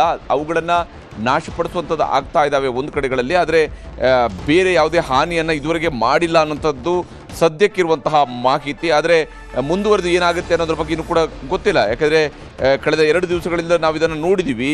ಇಂತಹ ಸಂದರ್ಭದಲ್ಲಿ ಈಗ ಮತ್ತೆ ಡ್ರೋನ್ ದಾಳಿಯನ್ನು ಮಾಡಿರುವಂಥದ್ದು ನಿಜಕ್ಕೂ ಕೂಡ ಯಾವ ಸ್ವರೂಪದಲ್ಲಿ ನಡೀತಾ ಇರುವಂತಹ ಬೆಳವಣಿಗೆ ಇದು ಅನ್ನುವಂತಹ ಪ್ರಶ್ನೆಯನ್ನು ಹುಟ್ಟು ಹಾಕಿದೆ. ಇಲ್ಲಿ ಪಾಕಿಸ್ತಾನದ ಕಡೆಯಿಂದ ನಡೀತಾ ಇರುವಂತಹ ದಾಳಿಯ ಸಂದರ್ಭದಲ್ಲಿನೇ ಪೋಖ್ರಾನ್ ಬಳಿಯಲ್ಲಿ ಬಾಂಬ್ ಮಾದರಿಯ ವಸ್ತು ಪತ್ತೆಯಾಗಿದೆ. ಭಾರತದ ಪೋಖ್ರಾನ್ ಬಳಿಯಲ್ಲಿ ಬಾಂಬ್ ಮಾದರಿಯ ವಸ್ತು ಪರಿಶೀಲನೆಯನ್ನು ಮಾಡಲಾಗ್ತಾ ಇದೆ. ಬಾಂಬ್ ಮಾದರಿಯ ವಸ್ತುವೊಂದು ಸಿಕ್ಕಿದೆ. ಸೇನಾ ಸಿಬ್ಬಂದಿ ಮತ್ತು ಪೊಲೀಸರು ಈಗ ತಪಾಸಣೆಯನ್ನು ಮಾಡ್ತಾ ಇದ್ದಾರೆ. ಬಾಂಬ್ ಮಾದರಿಯ ವಸ್ತುವಿನ ಬಗ್ಗೆ ಜನರಲ್ಲಿಯೂ ಕೂಡ ಆತಂಕ ಇದ್ದೇ ಇದೆ. ಯಾವ ಸ್ವರೂಪದಲ್ಲಿ ಈಗ ಪಾಕಿಸ್ತಾನ ತನ್ನ ಕಡೆಯಿಂದ ಬಾಂಬ್ಗಳನ್ನು ಕೂಡ ಕಳಿಸ್ತಾ ಇದೆ ಅನ್ನೋದ್ರ ಬಗ್ಗೆ ಸೇನಾ ಸಿಬ್ಬಂದಿ ಮತ್ತು ಪೊಲೀಸರು ತಪಾಸಣೆಯನ್ನು ಮಾಡ್ತಾ ಇದ್ದಾರೆ. ಇದು ಸಜೀವ ಬಾಂಬ್ ಇದೆಯಾ ಅನ್ನೋದ್ರ ಬಗ್ಗೆ ಕೂಡ ಪರಿಶೀಲನೆ ನಡೆಸಲಾಗ್ತಾ ಇದೆ. ಪೋಖ್ರಾನ್ ಬಳಿಯಲ್ಲಿ ಬಾಂಬ್ ಮಾದರಿ ಪತ್ತೆ ಆಗಿರುವಂಥದ್ದು. ಹೀಗೆ ಪಾಕಿಸ್ತಾನ ನಡೆಸ್ತಾ ಇರುವಂತಹ ಒಂದೊಂದು ದಾಳಿಯ ಸಂದರ್ಭದಲ್ಲೂ ಕೂಡ ಒಂದೊಂದು ಮಾದರಿಯ ಸ್ಫೋಟಕಗಳನ್ನು ಅದು ಕಳಿಸ್ತಾ ಇದೆ. ಅದರ ಡ್ರೋನ್ಗಳಲ್ಲಿ ಕಳಿಸ್ತಾ ಇರುವಂಥದ್ದು ಬಹಳ ಸಣ್ಣ ಪ್ರಮಾಣದ ಸ್ಫೋಟಕಗಳನ್ನು ಕಳಿಸ್ತಾ ಇದೆ. ಅದರ ಮೂಲಕವಾಗಿ ದಾಳಿಯನ್ನು ಮಾಡ್ತಾ ಇದೆ. ಬಹುತೇಕ ಪಾಕಿಸ್ತಾನ ತನ್ನ ಸ್ಫೋಟಕಗಳನ್ನು ಕಳಿಸೋದ್ರ ಮೂಲಕವೂ ಕೂಡ, ಸಣ್ಣ ಸ್ಫೋಟಕಗಳನ್ನು ಕಳಿಸೋದ್ರ ಮೂಲಕವೂ ಕೂಡ ಈಗ ಅದಕ್ಕೆ ಒಂದು ಪಾಕಿಸ್ತಾನಕ್ಕೆ ಅದರ ಅಸ್ತಿತ್ವದ ಪ್ರಶ್ನೆ ಎದುರಾಗಿದೆ. ಪಾಕಿಸ್ತಾನ ತನ್ನ ಅಸ್ತಿತ್ವವನ್ನು ತೋರಿಸ್ಕೊಳ್ಳುವಂತಹ ಒಂದು ಯುದ್ಧವನ್ನು ಘೋಷಣೆ ಮಾಡಿದಂಗೆ ಕಾಣ್ತಾ ಇದೆ. ಆದರೆ ಅಧಿಕೃತವಾಗಿ ಅದು ಯುದ್ಧ ಘೋಷಣೆ ಮಾಡುವಂತಹ ಶಕ್ತಿಯನ್ನು ಪಾಕಿಸ್ತಾನ ಕೂಡ ಹೊಂದಿಲ್ಲ. ಈ ಕಾರಣಕ್ಕಾಗಿಯೇ ಇದು ನಾವು ನೋಡ್ತಾ ಇರುವಂಥದ್ದು. ಈಗ ದೃಶ್ಯದಲ್ಲಿ ನಾನು ನಿಮಗೆ ತೋರಿಸ್ತಾ ಇದ್ದೀನಿ ಲಾಹೋರ್ ಹಾಗೆಯೇ ರಾವಲ್ಪಿಂಡಿ ಮತ್ತು ಪಾಕಿಸ್ತಾನದ ಮತ್ತೊಂದು ಲಾಂಚ್ ಪ್ಯಾಡನ್ನು ಧ್ವಂಸ ಮಾಡಿರ್ತಕ್ಕಂತಹ ರೀತಿ. ಇದು ಭಾರತ ನಡೆಸ್ತಾ ಇರುವಂತಹ ಒಂದೊಂದು ದಾಳಿಯ ಸಂದರ್ಭದಲ್ಲಿ ಕೂಡ ಲಾಹೋರ್ನಲ್ಲಿ ಒಂದು ಕಡೆಯಲ್ಲಿ ದಾಳಿಯನ್ನು ನಡೆಸ್ತಾ ಇದ್ದರೆ, ಮತ್ತೊಂದು ಕಡೆಯಲ್ಲಿ ಅಲ್ಲಿ ಲಾಹೋರ್ನಲ್ಲಿ ಬಿದ್ದಿರುವಂತಹ ಭಾರತದ ಕ್ಷಿಪಣಿಗಳ ಅವಶೇಷಗಳನ್ನು ಕೂಡ ನಾವು ನಿಮಗೆ ತೋರಿಸ್ತಾ ಇದ್ವಿ. ಪಾಕಿಸ್ತಾನ ನಿಜಕ್ಕೂ ಕೂಡ ಅಲುಗಾಡಿ ಹೋಗುವಂಥ ರೀತಿಯಲ್ಲಿ, ಪಾಕಿಸ್ತಾನ ಪೀಸ್ ಆಗುವಂತಹ ರೀತಿಯಾದಂತಹ ದೃಶ್ಯಗಳಿವು. ರಾವಲ್ಪಿಂಡಿಯ ಏರ್ಬೇಸನ್ನು ಈಗಾಗಲೇ ಧ್ವಂಸ ಮಾಡಲಾಗಿದೆ. ರಾವಲ್ಪಿಂಡಿಯ ಏರ್ಬೇಸನ್ನು ಈಗಾಗಲೇ ಧ್ವಂಸ ಮಾಡಿರುವಂಥದ್ದು. ಆ ಮೂಲಕವಾಗಿ ಪಾಕಿಸ್ತಾನ ಯಾವ ಸ್ವರೂಪದಲ್ಲಿ ಭಾರತದ ಮೇಲೆ ದಾಳಿಯನ್ನು ಮಾಡುವಂತಹ ಪ್ರಯತ್ನವನ್ನು ಮಾಡ್ತಾ ಇದೆಯೋ ಅವುಗಳಿಗೆ ಉತ್ತರವಾಗಿ ಈಗ ಪಾಕಿಸ್ತಾನದ ಏರ್ ಬೇಸನ್ನು ಉಡೀಸ್ ಮಾಡುವಂತಹ ಕೆಲಸವನ್ನು ಭಾರತ ಮಾಡಿದೆ. ಒಂದೊಂದು ಏರ್ ಬೇಸನ್ನು ಕೂಡ ಹೊಡೆದುರುಳಿಸ್ತಾ ಹೋದಾಗ ಪಾಕಿಸ್ತಾನ ಎಲ್ಲಿಂದ ಅದು ತನ್ನ ಬಾಂಬ್ಗಳನ್ನು ಕಳಿಸುತ್ತೆ, ಎಲ್ಲಿಂದ ಅದು ತನ್ನ ಡ್ರೋನ್ಗಳನ್ನು ಕಳಿಸುತ್ತೆ, ಎಲ್ಲಿಂದ ಅದು ತನ್ನ ಕ್ಷಿಪಣಿಗಳನ್ನು ಕಳಿಸುತ್ತೆ ಅನ್ನೋದನ್ನು ಹುಡುಕಿ ಹೊಡೆಯುವಂತಹ ಕೆಲಸವನ್ನು ಈಗ ಭಾರತ ಶುರು ಮಾಡಿದೆ. ಬೇಟೆ ಜಾರಿಯಲ್ಲಿದೆ. ಈಗ ಪಾಕಿಸ್ತಾನದ ಬೇಟೆಯಾಡುವಂತಹ ಕೆಲಸವನ್ನು ಭಾರತ ಈಗಾಗಲೇ ಪಾಕಿಸ್ತಾನ ಕದನ ವಿರಾಮವನ್ನು ಮತ್ತೆ ಉಲ್ಲಂಘನೆ ಮಾಡಿರುವಂಥದ್ದು ಸ್ಪಷ್ಟ ಇದೆ. ಯಾವ ಮಾತುಗಳನ್ನು ಪಾಕಿಸ್ತಾನ ಹೇಳುತ್ತೋ ಅದನ್ನು ಪಾಕಿಸ್ತಾನ ಮಾಡುವುದಿಲ್ಲ ಅನ್ನುವಂಥದ್ದು ಸ್ಪಷ್ಟವಾಗಿ ಗೋಚರಿಸ್ತಾ ಇರುವಂಥದ್ದು. ಪಾಕಿಸ್ತಾನ ನಿರಂತರವಾದಂತಹ ಡ್ರೋನ್ ದಾಳಿಯನ್ನು ಈಗ ಭಾರತದ ಮೇಲೆ ಮಾಡ್ತಾ ಇದೆ. ಶ್ರೀನಗರದಿಂದ ಹಿಡಿದು ಕಚ್ವರೆಗೆ ಬೇರೆ ಬೇರೆ ಭಾಗಗಳಲ್ಲಿ ಏಕಕಾಲದಲ್ಲಿ ಡ್ರೋನ್ ದಾಳಿಯನ್ನು ಮಾಡ್ತಾ ಇದೆ. ನಿರಂತರವಾಗಿ ಡ್ರೋನ್ ದಾಳಿಯನ್ನು ಮುಂದುವರೆಸಿರುವಂಥದ್ದು ಪಾಕಿಸ್ತಾನ. ಇದರಿಂದಾಗಿ ಈಗ ಭಾರತದ NSA ಮುಖ್ಯಸ್ಥರಾಗಿರುವಂತಹ ಅಜಿತ್ ಧೋವಲ್ ಅವರು ಕೂಡ ತಮ್ಮ ಎಕ್ಸ್ ಪೋಸ್ಟ್ನಲ್ಲಿ ಅವರು ಕೂಡ ಈಗ ಉಲ್ಲೇಖ ಮಾಡಿದ್ದಾರೆ. ಯಾವ ಸ್ವರೂಪದ್ದು ಇದು ಅನ್ನೋದರ ಬಗ್ಗೆಯೂ ಕೂಡ ಅವರು ಹೇಳಿದ್ದಾರೆ. ಪಾಕಿಸ್ತಾನವನ್ನು ನಂಬಲು ಸಾಧ್ಯವೇ ಅನ್ನುವ ಪ್ರಶ್ನೆಯನ್ನ ಧೋವಲ್ ಅವರು ಕೂಡ ಕೇಳಿದ್ದಾರೆ. ಪಾಕಿಸ್ತಾನವನ್ನು ನಂಬಲು ಸಾಧ್ಯವೇ? ಪಾಕಿಸ್ತಾನದಿಂದ ಕದನ ವಿರಾಮ ಉಲ್ಲಂಘನೆ ಆಗಿದೆ ಅನ್ನುವಂಥದ್ದು ಕೂಡ ಅವರು ಸ್ಪಷ್ಟವಾಗಿ ಹೇಳ್ತಾ ಇದ್ದಾರೆ. ಅಲ್ಲಿಗೆ ಪಾಕಿಸ್ತಾನ ನಿಜಕ್ಕೂ ಕೂಡ ತಾನು ಈ ಭೂಮಿಯ ಮೇಲೆ ಉಳುಗಾಲದಲ್ಲಿ ಇರುವಂತಹ ದೇಶ ಅಲ್ಲ ಅನ್ನುವಂಥದ್ದನ್ನು ಮತ್ತೆ ಸ್ಪಷ್ಟವಾಗಿ ಹೇಳ್ತಾ ಇರುವಂಗೆ ಭಾಸವಾಗ್ತಾ ಇದೆ. ವಿಶೇಷವಾಗಿ ಪಾಕಿಸ್ತಾನ ನಡೆಸ್ತಾ ಇರುವಂತಹ ದಾಳಿ, ಭಾರತವನ್ನು ಗುರಿಯಾಗಿಸಿಕೊಂಡು ನಡೆಸ್ತಾ ಇರುವಂತಹ ದಾಳಿ ಇದು.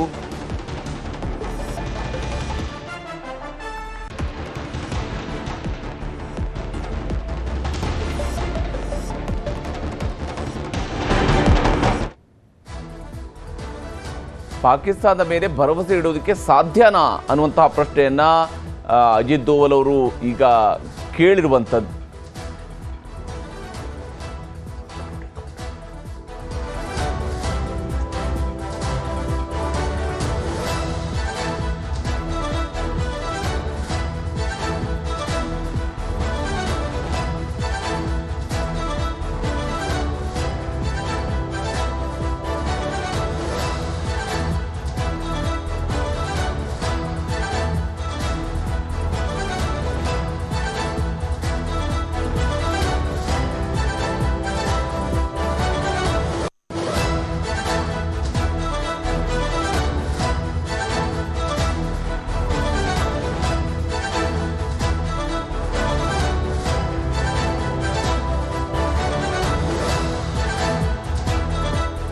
ಪಾಕಿಸ್ತಾನ ನಿರಂತರವಾಗಿ ನಡೆಸ್ತಾ ಇರುವಂತಹ ದಾಳಿ, ಪಾಕಿಸ್ತಾನದ ಕಡೆಯಿಂದ ನಿರಂತರವಾಗಿ ದಾಳಿ ಆಗ್ತಾ ಇದೆ. ವಿಶೇಷವಾಗಿ ಭಾರತದ ಬೇರೆ ಬೇರೆ ನಗರಗಳ ಮೇಲೆ, ಕಚ್ನಿಂದ ಹಿಡಿದು ಕಾಶ್ಮೀರದವರೆಗೆ ನಿರಂತರವಾದಂತಹ ಡ್ರೋನ್ ದಾಳಿಯನ್ನು ಇವತ್ತು ಪಾಕಿಸ್ತಾನ ಮಾಡ್ತಾ ಇದೆ. ನಿರಂತರವಾದಂತಹ ಡ್ರೋನ್ ದಾಳಿ ಈಗ ಪಾಕಿಸ್ತಾನದ ಕಡೆಯಿಂದ ಆಗ್ತಾ ಇರುವಂಥದ್ದು.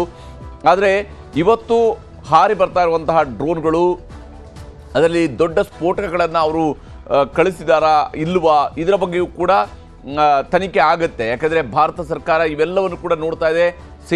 ಸೇನಾಪಡೆಗಳು ಈಗಾಗಲೇ ಹೇಳ್ತಾ ಇರೋದ್ರ ಪ್ರಕಾರವಾಗಿ ಯಾವುದೇ ರೀತಿಯಾದಂತಹ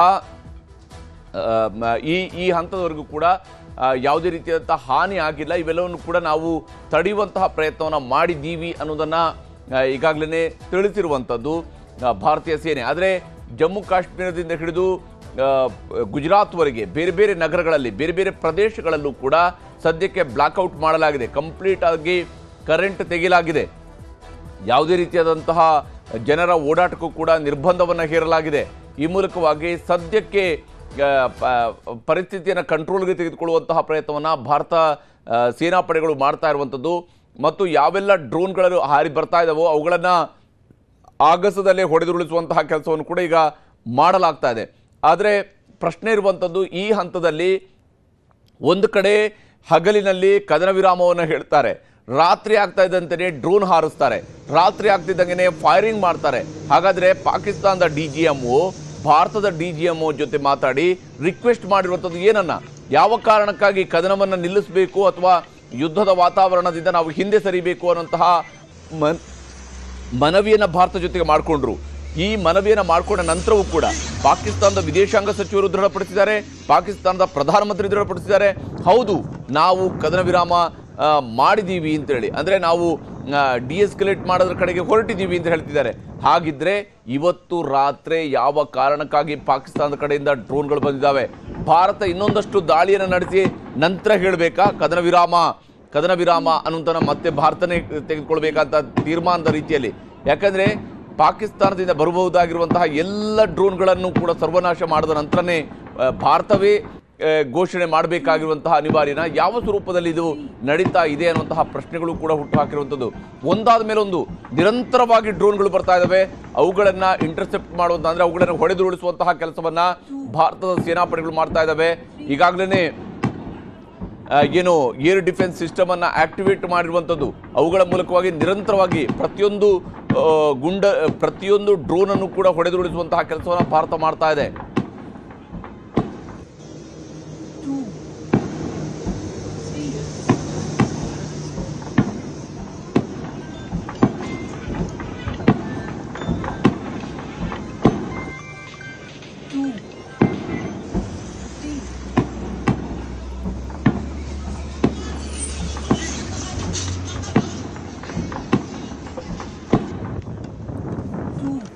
ನೋಡಿ, ಸಂಜೆ 7 ಗಂಟೆವರೆಗೂ ಕೂಡ ಕಾಶ್ಮೀರದಲ್ಲಿ, ಜಮ್ಮುವಿನಲ್ಲಿ, ಗಡಿ ಪ್ರದೇಶದ ಬೇರೆ ಬೇರೆ ಭಾಗಗಳಲ್ಲಿ ಇಲ್ಲ ಇವತ್ತು ಆರಾಮಾಗಿದೆ ಅಂತ ಜನ ಓಡಾಡೋದಕ್ಕೆ ಶುರು ಮಾಡಿದರು.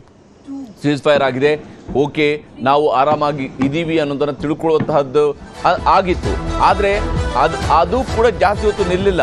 ಕಾಶ್ಮೀರದ ಹಲವು ಸ್ಥಳಗಳಲ್ಲಿ ಡ್ರೋನ್ಗಳು ಕಾಣಿಸ್ತಾ ಇದ್ದಾವೆ, ಬೇರೆ ಬೇರೆ ಭಾಗಗಳಲ್ಲಿ ಡ್ರೋನ್ಗಳು ಕಾಣಿಸ್ತಾ ಇರುವಂಥದ್ದು. ಶ್ರೀನಗರದ ಹಲವು ಭಾಗಗಳಲ್ಲಿ ಡ್ರೋನ್ಗಳ ಹಾರಾಟ ಪತ್ತೆಯಾಗಿದೆ. ಶ್ರೀನಗರದ ಬೇರೆ ಬೇರೆ ಭಾಗಗಳಲ್ಲಿ ಈಗ ಡ್ರೋನ್ಗಳು ಕಾಣಿಸ್ಕೊಳ್ತಿದ್ದಾವೆ. ಭಾರತೀಯ ಸೇನೆ ಡ್ರೋನ್ ದಾಳಿಯನ್ನು ಹತ್ತಿಕ್ಕುವಂತಹ ಕೆಲಸವನ್ನು ಮಾಡ್ತಾ ಇದೆ. ಅವುಗಳನ್ನು ನಿರಂತರವಾಗಿ ಮಾಡ್ತಾ ಇರುವಂಥದ್ದು. ಭಾರತೀಯ ಪ್ರತಿಕ್ರಿಯೆ ಸೂಕ್ತ ರೀತಿಯಲ್ಲಿ ನಡೀತಾ ಇದೆ. ಅವರು ಕಳಿಸುವಂತಹ ಡ್ರೋನ್ಗಳನ್ನು ಹೊಡೆದುರುಳಿಸುವಂಥದ್ದು ಒಂದು ಭಾಗ ನಡೀತಾ ಇದೆ.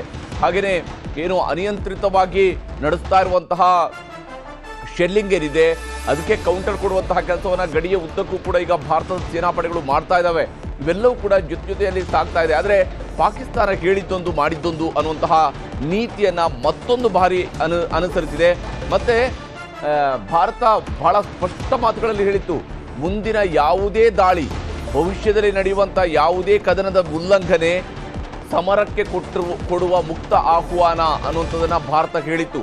ಇಷ್ಟಾದರೂ ಕೂಡ ಪಾಕಿಸ್ತಾನ ಅಥವಾ ಪಾಕಿಸ್ತಾನದಲ್ಲಿರ್ತಕ್ಕಂತಹ ಉಗ್ರರು, ಯಾಕಂದರೆ ಅಲ್ಲಿಯ ಸೇನೆಯು ಕೂಡ ಉಗ್ರರ ರೂಪವನ್ನೇ ತೊಟ್ಟಿರುವಂಥದ್ದು, ಅದು ಸಮವಸ್ತ್ರದಲ್ಲಿ ಇದೆ ಅನ್ನೋದನ್ನು ಬಿಟ್ಟರೆ ಸೇನಾ ಮುಖ್ಯಸ್ಥನೇ ಉಗ್ರನ ರೀತಿಯಲ್ಲಿ ಮಾತನಾಡಿರುವಾಗ, ಧರ್ಮದ ಆಧಾರದಲ್ಲಿ ಮಾತನಾಡಿರುವಾಗ ಆ ಸೇನೆಗೆ ಯಾವುದೇ ರೀತಿಯಾದಂತಹ ಕಿಮ್ಮತ್ತು ಕೂಡ ಇರೋದಿಲ್ಲ. ಸೇನಾ ನಾಯಕನಿಗೂ ಕೂಡ ಕಿಮ್ಮತ್ತು ಇರೋದಿಲ್ಲ. ಆ ಸೇನೆ ಮತ್ತು ಸೇನಾ ನಾಯಕ ಇವೆಲ್ಲರೂ ಕೂಡ ಉಗ್ರರ ವೇಷದಲ್ಲಿ ಇರುವಂತಹ, ಏನು ಸೈನಿಕರ ವೇಷದಲ್ಲಿರುವಂತಹ ಉಗ್ರರಾಗಿದ್ದಾರೆ. ಆ ಕಾರಣಕ್ಕಾಗಿಯೇ ಈ ಸ್ವರೂಪದಲ್ಲಿ ದಾಳಿ ಹಾಗಾದರೆ ಶುರುವಾಗಿದೆಯಾ? ಮತ್ತಷ್ಟು ಡೀಟೇಲ್ಸನ್ನು ಕೊಡೋದಕ್ಕೆ ರಾಘವೇಂದ್ರ ಗುಡಿ ಈಗ ನಮ್ಮ ಜೊತೆಗೆ ನೇರ ಸಂಪರ್ಕದಲ್ಲಿ ಜಾಯ್ನ್ ಆಗಿದ್ದಾರೆ. ರಾಘವೇಂದ್ರ, ಈಗ ನಡೀತಾ ಇರುವಂತಹ ಕದನ ವಿರಾಮದ ಉಲ್ಲಂಘನೆಯನ್ನು ನೋಡ್ತಾ ಹೋದರೆ ಇನ್ನೂ 24 ಗಂಟೆ ಅಲ್ಲ, 12 ಗಂಟೆಯೂ ಅಲ್ಲ, 6 ಗಂಟೆಯೂ ಕೂಡ ಆಗಿಲ್ಲ. ಅದಕ್ಕೂ ಮುಂಚಿತವಾಗಿಯೇ ನಡೆದಿರುವಂತಹ ದಾಳಿಯನ್ನು ನೋಡ್ತಾ ಹೋದರೆ ಬಹುಶಃ ಎಲ್ಲೊಂದು ಕಡೆಯಲ್ಲಿ ಪಾಕಿಸ್ತಾನದ ಮಾತನ್ನು ನಂಬಿ ಓಕೆ ನಾವು ಕೂಡ ಫೈರಿಂಗನ್ನು ಸ್ಟಾಪ್ ಮಾಡ್ತೀವಿ ಅಂತ ಹೇಳಿರುವಂಥದ್ದೇ ಭಾಳ ಬೇಗನೆ ತೆಗೆದುಕೊಂಡಂಥ ತೀರ್ಮಾನದ ರೀತಿಯಲ್ಲೇ ಕಾಣಿಸ್ತಾ ಇದೆ. ಈ ಪಾಕಿಸ್ತಾನವನ್ನು ಕೂಡ ನಂಬೋದಕ್ಕೆ ಸಾಧ್ಯ ಇಲ್ಲ ಅನ್ನೋಂಥದ್ದು ಮತ್ತೊಂದು ಬಾರಿ ಸಾಬೀತಾಗ್ತಾ ಇದೆ ಅಂತೇಳಿ. ಹರಿಪ್ರಸಾದ್, ಖಂಡಿತವಾಗಿ ಭಾರತ ಕೂಡ ಆ ರೀತಿಯಾಗಿರ್ತಕ್ಕಂಥ ಒಂದು ನಿರ್ಧಾರವನ್ನ ತೆಗೆದುಕೊಂಡಿದ್ರು ಪ್ರಮುಖವಾಗಿ ಆ ಹೈ ಅಲರ್ಟ್ನೆಸ್ ಏನಿತ್ತು, ಮತ್ತೆ ಎಲ್ಲ ಸೇನೆಗಳು ಕೂಡ ಸಿದ್ಧವಾಗಿದ್ದಂತ ಪರಿ ಏನಿತ್ತು, ಅದರಲ್ಲಿ ಯಾವುದೇ ಒಂದು ಡೈಲ್ಯೂಷನ್ ಅನ್ನ ಮಾಡಿರ್ಲಿಲ್ಲ. ಯಾಕಂದ್ರೆ ಭಾರತಕ್ಕೆ ಸರಿಯಾಗಿ ಗೊತ್ತಿತ್ತು ಪಾಕಿಸ್ತಾನದ ಹುನ್ನಾರ ಹೇಗಿರುತ್ತೆ, ಅದಕ್ಕೆ ಎಷ್ಟು ಮುಖವಾಡಗಳಿದಾವೆ ಅಂತ ಹೇಳಿ. ಏನಾದ್ರೂ ಅಲ್ಲಿಯ ಪ್ರಧಾನಿ ಒಪ್ಪಿದ್ರೆ ಆರ್ಮಿ ಒಪ್ಪೋದಿಲ್ಲ, ಆರ್ಮಿ ಒಪ್ಪಿದ್ರೆ ISI ಒಪ್ಪೋದಿಲ್ಲ, ISI ಒಪ್ಪಿದ್ರೆ ಡಿವಿಷನಲ್ ಹೆಡ್ಸ್ ಏನಿರ್ತಾರೆ ಅವ್ರು ಒಪ್ಪೋದಿಲ್ಲ. ಇಲ್ಲಿ ಪ್ರತಿಯೊಬ್ಬರಿಗೂ ಕೂಡ ತಮ್ಮ ತಮ್ಮ ಒಂದು ಸಾಧನೆ ಅಥವಾ ತಮ್ಮ ತಮ್ಮ ಒಂದು ಹುನ್ನಾರ ಏನಿದೆ ಅದನ್ನು ಈಡೇರಿಸಿಕೊಳ್ಳಬೇಕೇ ಹೊರತು ಅದು ಒಂದು ದೇಶವಾಗಿ ಯಾವತ್ತೂ ಕೂಡ ಕಾರ್ಯವನ್ನ ನಿರ್ವಹಿಸೋದಿಲ್ಲ. ಆದ್ರೆ ಇಲ್ಲಿ ಎಲ್ಲಕ್ಕಿಂತ ಅತಿ ದೊಡ್ಡ ಮುಖಭಂಗ ಆಗ್ತಾ ಇರುವಂತದ್ದು ಮಾತ್ರ ಡೊನಾಲ್ಡ್ ಟ್ರಂಪ್ಗೆ, ಅಮೆರಿಕ ಅಧ್ಯಕ್ಷರಾಗಿರ್ತಕ್ಕಂಥ ಡೊನಾಲ್ಡ್ ಟ್ರಂಪ್ಗೆ. ಭಾರತ ಅದನ್ನ ಅಧಿಕೃತವಾಗಿ ಹೇಳೋದಕ್ಕಿಂತ ಮುಂಚಿತವಾಗಿ ತಾನೇ ಏನೋ ಒಂದು ದನ್ನ ಸಾಧಿಸಿಬಿಟ್ಟಿವಿ ಅಂತ ಹೇಳಿ ಒಂದು ಮೊದಲು ಟ್ವೀಟ್ ಅನ್ನ ಮಾಡ್ತಾರೆ. ಅಮೆರಿಕ ಅಧಿಕೃತವಾಗಿ ಒಂದು ಲೆಟರ್ ಅನ್ನ ಬಿಡುಗಡೆ ಮಾಡುತ್ತೆ. ಅದ್ರಲ್ಲಿ ಹೇಳುತ್ತೆ, ಭಾರತದ ಮತ್ತು ಪಾಕಿಸ್ತಾನದ ಮಧ್ಯದಲ್ಲಿ ನಾವು ಮೀಡಿಯೇಟ್ ಮಾಡಿದ್ವಿ, ನಾವು ಮಧ್ಯಸ್ಥಿಕೆಯನ್ನು ವಹಿಸಿರೋ ಕಾರಣದಿಂದಾಗಿ ಸೀಸ್ ಫೈರ್ ಆಗ್ತಾ ಇದೆ, ಎರಡೂ ದೇಶಗಳು ತಮ್ಮ ಇಂಟೆಲಿಜೆನ್ಸ್ ಅನ್ನ ಬಳಸ್ಕೊಳ್ತಾ ಇದಾವೆ, ಇದನ್ನ ನಾವು ಸ್ವಾಗತಿಸ್ತೀವಿ. ಮುಂಬರುವಂತಹ ಹಂತದಲ್ಲಿ ಅವರು ಎಲ್ಲ ರೀತಿಯಾಗಿರ್ತಕ್ಕಂಥ ಸಮಸ್ಯೆಯನ್ನ ಬಗೆಹರಿಸಿಕೊಳ್ಬೇಕು ಅಂತ ಹೇಳಿ ಒಂದು ಕಡೆ ಅಮೆರಿಕ ಹೇಳುತ್ತೆ. ಆದ್ರೆ ಮತ್ತೊಂದು ಕಡೆಯಿಂದ ಕೇವಲ ಇದೇನ್ ಡ್ರೋನ್ಗಳ ಅಟ್ಯಾಕ್ ಆಗುತ್ತಲ್ಲ ಹರಿಪ್ರಸಾದ್, ಅದಕ್ಕಿಂತ ಕೇವಲ 10 ನಿಮಿಷ ಮೊದಲು ಅಂದ್ರೆ 8:45 ಸುಮಾರಿಗೆ ಪಾಕಿಸ್ತಾನದ ಪ್ರಧಾನಮಂತ್ರಿ ಶಹಬಾಜ್ ಶರೀಫ್ ಒಂದು ಟ್ವೀಟ್ ಅನ್ನ ಮಾಡ್ತಾರೆ. ನಾವು ಈ ಒಂದು ಮಧ್ಯಸ್ಥಿಕೆಯನ್ನ ವಹಿಸಿರ್ತಕ್ಕಂಥ ಡೊನಾಲ್ಡ್ ಟ್ರಂಪ್ ಅವರಿಗೆ ಧನ್ಯವಾದವನ್ನ ಅರ್ಪಿಸ್ತೇವೆ. ಇಲ್ಲಿ ರೀಜನಲ್ ಶಾಂತಿ ಮತ್ತು ಸುವ್ಯವಸ್ಥೆಯನ್ನ ಕಾಪಾಡಿಕೊಳ್ಳೋದಕ್ಕೆ ಪಾಕಿಸ್ತಾನ ಸದಾ ಬದ್ಧವಾಗಿರುತ್ತೆ ಅನ್ನುವಂತ ಮಾತುಗಳನ್ನ ಶಹಬಾಜ್ ಶರೀಫ್ ಹೇಳ್ತಾರೆ. ನೋಡಿ, ಒಂದು ಕಡೆ ಅಮೆರಿಕ ಅಧ್ಯಕ್ಷ, ಮತ್ತೊಂದು ಕಡೆ ಪಾಕಿಸ್ತಾನ ಪ್ರಧಾನಿ, ಇವರಿಬ್ಬರು ಕೂಡ ತಮ್ಮ ತಮ್ಮ ಒಂದು ಬೇಳೆಯನ್ನ ಬೇಯಿಸ್ಕೊಳ್ತಾ ತಮ್ಮ ತಮ್ಮ ಹೆಗ್ಗಳಿಕೆಯನ್ನ ಸಾರ್ಕೊಳ್ತಾ ಇದ್ರೆ, ಮತ್ತೊಂದು ಕಡೆ ಆರ್ಮಿ ಮತ್ತೆ ನಾಯಿ ಬಾಲ ಡೊಂಕು ಅನ್ನೋ ಹಾಗೆ ಒಂದು ವೇಳೆ ನಾಯಿಯ ಬಾಲ ಸೀದಾ ಆಗ್ಬೋದು, ಆದ್ರೆ ಪಾಕಿಸ್ತಾನ ಆರ್ಮಿ ಯಾವತ್ತೂ ಕೂಡ ಸೀದಾ ಆಗೋದಕ್ಕೆ ಸಾಧ್ಯ ಇಲ್ಲ. ಅದಕ್ಕೆ ಆ ದೇಶದ ಏಳಿಗೆ ಆಗ್ಲಿ, ಆ ದೇಶ ಆಗ್ಲಿ ಯಾವತ್ತೂ ಮುಖ್ಯ ಅಲ್ಲ. ಅದಕ್ಕೆ ಒಂದು ಮಾತಿರುವಂತದ್ದು, ಎಲ್ಲ ದೇಶದ ಬಳಿಯಲ್ಲಿ ಆರ್ಮಿ ಇದ್ರೆ ಅಲ್ಲಿ ಮಾತ್ರ ಆರ್ಮಿ ಬಳಿಯಲ್ಲಿ ಒಂದು ಪಾಕಿಸ್ತಾನ ಅನ್ನುವಂತ ದೇಶ ಇರುವಂತದ್ದು. ಅವರ ನಡವಳಿಕೆ ಕೂಡ ಅದೇ ರೀತಿಯಾಗಿರ್ತಕ್ಕಂಥದ್ದು. ಇನ್ನು ಇವತ್ತಿನ ದಾಳಿಯನ್ನ ಗಮನಿಸಬೇಕು ಹರಿಪ್ರಸಾದ್. ನಾವು ನೋಡಿ, ಮಧ್ಯಾಹ್ನ ಎಲ್ಲ ಸೀಸ್ ಫೈರ್ ಬಗ್ಗೆ ಮಾತನಾಡಲಾಗುತ್ತೆ. ಅಲ್ಲಿರ್ತಕ್ಕಂಥ ಒಂದು ಸೇನೆಯ ಸುದ್ದಿಗೋಷ್ಠಿ ಸಂದರ್ಭದಲ್ಲೂ ಇದ್ರ ಬಗ್ಗೆ ಒಂದು ಮಾತುಕತೆಗಳಾಗುತ್ತೆ. ಅಮೆರಿಕದ ಮಧ್ಯಸ್ಥಿಕೆ ವಹಿಸಬೇಕು.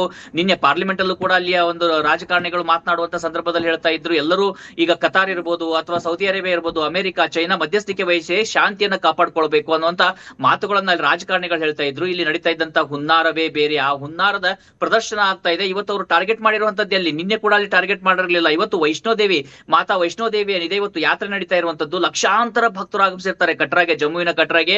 ವೈಷ್ಣೋ ದೇವಿಯನ್ನ ಟಾರ್ಗೆಟ್ ಮಾಡಿ ಡ್ರೋನ್ಗಳು ಹಾರು ಹೋಗ್ತಾ ಇದಾವೆ. ಇನ್ನ ಶಂಕರಾಚಾರ್ಯ, ಕಾಶ್ಮೀರದಲ್ಲಿರ್ತಕ್ಕಂಥ ಅತ್ಯಂತ ಓಲ್ಡೆಸ್ಟ್ ಆಗಿರ್ತಕ್ಕಂಥ ಟೆಂಪಲ್ ಅದು. ಈ ಒಂದು ಏನು ದಾಳಿಕೋರರು ಬರ್ತಾರೆ ಅಥವಾ ಅಲ್ಲಿ ಕಾಶ್ಮೀರದ ಒಂದು ತಮ್ಮದು ಅಂತ ಹೇಳ್ಕೊಳ್ಳುವಂತ ಈ ಪಾಕಿಸ್ತಾನದ ರೀತಿಯಾಗಿರ್ತಕ್ಕಂಥ ಅವರ ಪೂರ್ವಜರು ಇರ್ತಾರೆ, ಅವ್ರು ಯಾರು ಬರೋದಕ್ಕಿಂತ ಮುಂಚಿತವಾಗಿದ್ದಂತ ಒಂದು ದೇವಸ್ಥಾನ ಅದು. ಆ ದೇವಸ್ಥಾನದವನ್ನ ಟಾರ್ಗೆಟ್ ಮಾಡ್ಲಾಗ್ತಾ ಇದೆ. ಅಲ್ಲಿಗೂ ಕೂಡ ಡ್ರೋನ್ ಅನ್ನ ಹಾರಿ ಬಿಡ್ಲಾಗಿದೆ. ಕಾಶ್ಮೀರದ ಏರ್ ಬೇಸ್ ಏನಿದೆ, ಅಲ್ಲಿಯ ಒಂದು ಏರ್ಪೋರ್ಟ್ ಏನಿದೆ, ಏರ್ಪೋರ್ಟ್ ಅನ್ನ ಬಳಿಯಲ್ಲೂ ಕೂಡ ದೊಡ್ಡ ಮಟ್ಟದ ಸ್ಫೋಟಗಳು ಕಾಣಿಸ್ತಾ ಇದಾವೆ.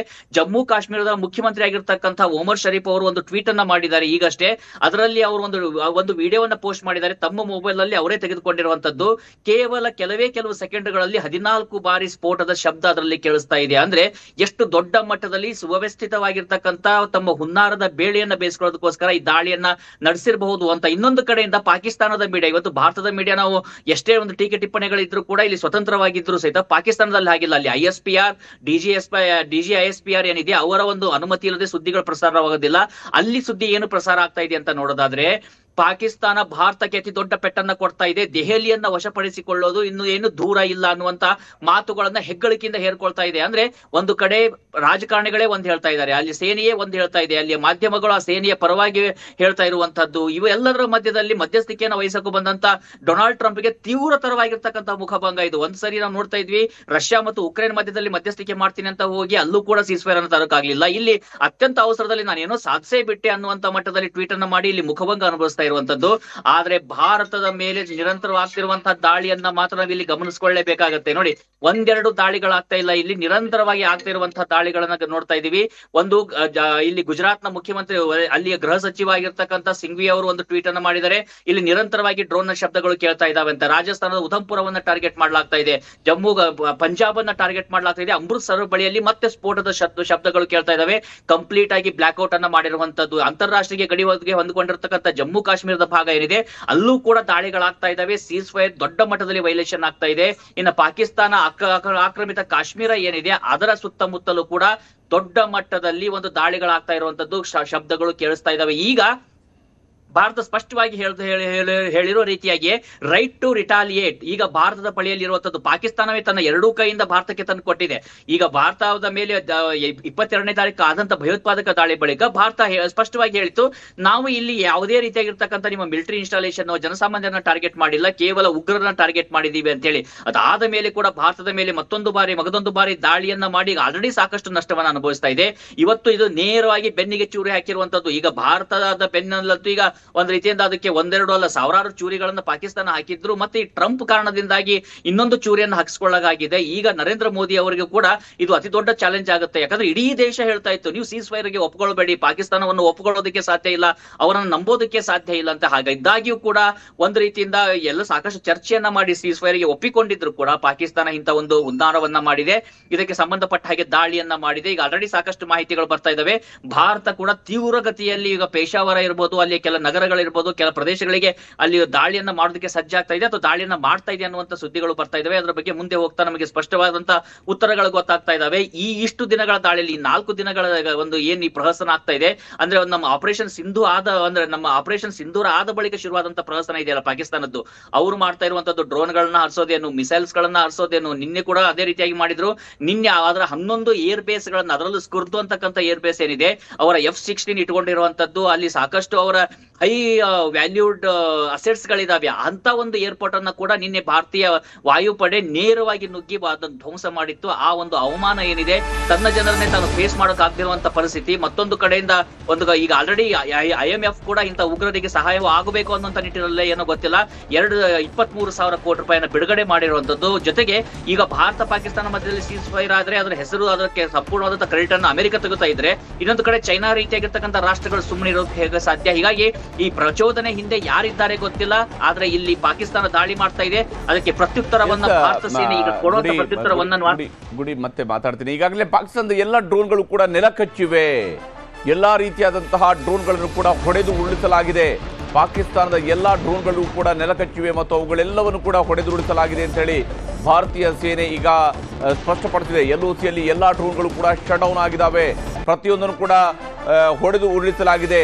ಯಾವುದೇ ರೀತಿಯಲ್ಲೂ ಕೂಡ ಪಾಕಿಸ್ತಾನದ ಡ್ರೋನ್ಗಳು ಭಾರತದಲ್ಲಿ ವಿಧ್ವಂಸವನ್ನ ಸೃಷ್ಟಿಸೋದಕ್ಕೆ ಭಾರತ ಈಗ ಅವಕಾಶವನ್ನ ಮಾಡಿಕೊಟ್ಟಿಲ್ಲ.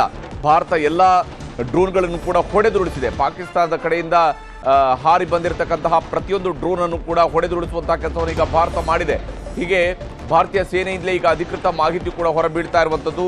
ಭಾರತೀಯ ಸೇನೆ ಈಗ ಅಧಿಕೃತವಂತಹ ಮಾಹಿತಿಯನ್ನು ನೀಡಿದೆ. ಎಲ್ಲ ರೀತಿಯಾದಂತಹ ಡ್ರೋನ್ಗಳನ್ನು ಕೂಡ ಹೊಡೆದು ಉರುಳಿಸಲಾಗಿದೆ ಅನ್ನುವಂತಹ ಮಾತನ್ನ ಹೇಳ್ತಾ ಇದೆ.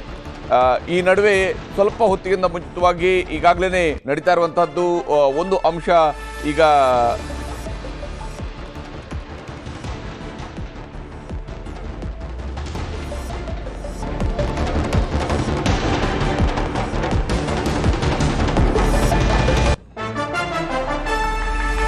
ಹಾಗೆಯೇ ಆರ್ಮಿ ಮೂಲಗಳು ಇನ್ನೊಂದು ಅಂಶವನ್ನು ಕೂಡ ಹೇಳ್ತಾ ಇದ್ದಾವೆ. ಶ್ರೀನಗರದ ಬಳಿಯಲ್ಲಿ ಯಾವುದೇ ಬ್ಲಾಸ್ಟ್ ಆಗಿಲ್ಲ, ಅಂದರೆ ಸ್ಫೋಟ ಸಂಭವಿಸಿಲ್ಲ, ಅಂದರೆ ಯಾವುದೇ ಡ್ರೋನ್ ಕೂಡ ಕೆಳಗಡೆ ಬಿದ್ದಿಲ್ಲ ಅಂತ ಹೇಳಿ. ಮತ್ತು no firing along line of control. ಈಗಿನ ಹಂತದಲ್ಲಿ ಲೈನ್ ಆಫ್ ಕಂಟ್ರೋಲ್ನಲ್ಲಿ ಯಾವುದೇ ರೀತಿಯಾದಂತಹ ಫೈರಿಂಗ್ ಕೂಡ ಆಗ್ತಾ ಇಲ್ಲ, ಅಂದರೆ ಈಗ ಆಗ್ತಾ ಇಲ್ಲ. ಹ್ಯಾಪನ್ಡ್ ಅರ್ಲಿಯರ್, ಇದಕ್ಕಿಂತ ಮುಂಚಿತವಾಗಿ ಆಗಿದೆ ಅನ್ನೋಂಥದ್ರ ಬಗ್ಗೆ, ಮತ್ತು ಡ್ರೋನ್ಗಳು ಒಳಗಡೆ ಬಂದಿದ್ದಾವೆ ಅನ್ನೋದರ ಬಗ್ಗೆಯೂ ಕೂಡ ಹೇಳಲಾಗಿದೆ. ಈ ವಿಚಾರಗಳು ಸದ್ಯಕ್ಕೆ ಸೇನಾ ಮೂಲಗಳಿಂದ ಕೂಡ ಸಿಗ್ತಾ ಇರುವಂತಹ ಮತ್ತೊಂದು ಅಪ್ಡೇಟ್. ಹಾಗೆಯೇ ಬಾರಾಮುಲ್ಲಾದಲ್ಲಿ ಒಮ್ಮೆ ಎಲೆಕ್ಟ್ರಿಸಿಟಿಯನ್ನು ರಿಸ್ಟೋರ್ ಮಾಡಿ ಮತ್ತೆ ಕಂಪ್ಲೀಟ್ ಬ್ಲ್ಯಾಕ್ಔಟ್ ಮಾಡುವಂತಹ ಕೆಲಸ ಕೂಡ ಸಾಗ್ತಾ ಇದೆ.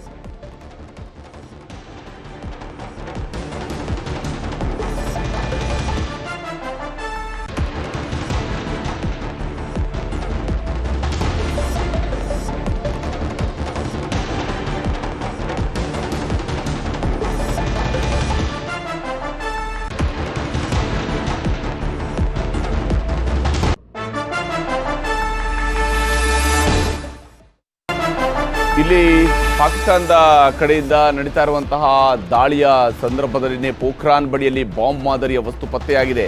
ಭಾರತದ ಪೋಖ್ರಾನ್ ಬಳಿಯಲ್ಲಿ ಬಾಂಬ್ ಮಾದರಿಯ ವಸ್ತು ಪರಿಶೀಲನೆಯನ್ನ ಮಾಡಲಾಗ್ತಾ ಇದೆ. ಬಾಂಬ್ ಮಾದರಿಯ ವಸ್ತು ಒಂದು ಸಿಕ್ಕಿದೆ. ಸೇನಾ ಸಿಬ್ಬಂದಿ ಮತ್ತು ಪೊಲೀಸರು ಈಗ ತಪಾಸಣೆಯನ್ನು ಮಾಡ್ತಾ ಇದ್ದಾರೆ. ಬಾಂಬ್ ಮಾದರಿಯ ವಸ್ತುವಿನ ಬಗ್ಗೆ ಜನರಲ್ಲಿಯೂ ಕೂಡ ಆತಂಕ ಇದ್ದೇ ಇದೆ. ಯಾವ ಸ್ವರೂಪದಲ್ಲಿ ಈಗ ಪಾಕಿಸ್ತಾನ ತನ್ನ ಕಡೆಯಿಂದ ಬಾಂಬ್ಗಳನ್ನು ಕೂಡ ಕಳಿಸ್ತಾ ಇದೆ ಅನ್ನೋದ್ರ ಬಗ್ಗೆ ಸೇನಾ ಸಿಬ್ಬಂದಿ ಮತ್ತು ಪೊಲೀಸರು ತಪಾಸಣೆಯನ್ನು ಮಾಡ್ತಾ ಇದ್ದಾರೆ. ಇದು ಸಜೀವ ಬಾಂಬ್ ಇದೆಯಾ ಅನ್ನೋದ್ರ ಬಗ್ಗೆ ಕೂಡ ಪರಿಶೀಲನೆ ನಡೆಸಲಾಗ್ತಾ ಇದೆ. ಪೋಖ್ರಾನ್ ಬಳಿಯಲ್ಲಿ ಬಾಂಬ್ ಮಾದರಿ ಪತ್ತೆ ಆಗಿರುವಂಥದ್ದು. ಹೀಗೆ ಪಾಕಿಸ್ತಾನ ನಡೆಸ್ತಾ ಇರುವಂತಹ ಒಂದೊಂದು ದಾಳಿಯ ಸಂದರ್ಭದಲ್ಲೂ ಕೂಡ ಒಂದೊಂದು ಮಾದರಿಯ ಸ್ಫೋಟಕಗಳನ್ನು ಅದು ಕಳಿಸ್ತಾ ಇದೆ. ಅದರ ಡ್ರೋನ್ಗಳಲ್ಲಿ ಕಳಿಸ್ತಾ ಇರುವಂಥದ್ದು ಬಹಳ ಸಣ್ಣ ಪ್ರಮಾಣದ ಸ್ಫೋಟಕಗಳನ್ನು ಕಳಿಸ್ತಾ ಇದೆ. ಅದರ ಮೂಲಕವಾಗಿ ದಾಳಿಯನ್ನು ಮಾಡ್ತಾ ಇದೆ. ಬಹುತೇಕ ಪಾಕಿಸ್ತಾನ ತನ್ನ ಸ್ಫೋಟಕಗಳನ್ನು ಕಳಿಸೋದ್ರ ಮೂಲಕವೂ ಕೂಡ ಸಣ್ಣ ಸ್ಫೋಟಕಗಳನ್ನು ಕಳಿಸೋದ್ರ ಮೂಲಕವೂ ಕೂಡ ಇಲ್ಲಿ ಪಾಕಿಸ್ತಾನದ ಕಡೆಯಿಂದ ನಡೀತಾ ಇರುವಂತಹ ದಾಳಿಯ ಸಂದರ್ಭದಲ್ಲಿನೇ ಪೋಖ್ರಾನ್ ಬಳಿಯಲ್ಲಿ ಬಾಂಬ್ ಮಾದರಿಯ ವಸ್ತು ಪತ್ತೆಯಾಗಿದೆ. ಭಾರತದ ಪೋಖ್ರಾನ್ ಬಳಿಯಲ್ಲಿ ಬಾಂಬ್ ಮಾದರಿಯ ವಸ್ತು ಪರಿಶೀಲನೆಯನ್ನು ಮಾಡಲಾಗ್ತಾ ಇದೆ. ಬಾಂಬ್ ಮಾದರಿಯ ವಸ್ತುವೊಂದು ಸಿಕ್ಕಿದೆ. ಸೇನಾ ಸಿಬ್ಬಂದಿ ಮತ್ತು ಪೊಲೀಸರು ಈಗ ತಪಾಸಣೆಯನ್ನು ಮಾಡ್ತಾ ಇದ್ದಾರೆ. ಬಾಂಬ್ ಮಾದರಿಯ ವಸ್ತುವಿನ ಬಗ್ಗೆ ಜನರಲ್ಲಿಯೂ ಕೂಡ ಆತಂಕ ಇದ್ದೇ ಇದೆ. ಯಾವ ಸ್ವರೂಪದಲ್ಲಿ ಈಗ ಪಾಕಿಸ್ತಾನ ತನ್ನ ಕಡೆಯಿಂದ ಬಾಂಬ್ಗಳನ್ನು ಕೂಡ ಕಳಿಸ್ತಾ ಇದೆ ಅನ್ನೋದ್ರ ಬಗ್ಗೆ ಸೇನಾ ಸಿಬ್ಬಂದಿ ಮತ್ತು ಪೊಲೀಸರು ತಪಾಸಣೆಯನ್ನು ಮಾಡ್ತಾ ಇದ್ದಾರೆ. ಇದು ಸಜೀವ ಬಾಂಬ್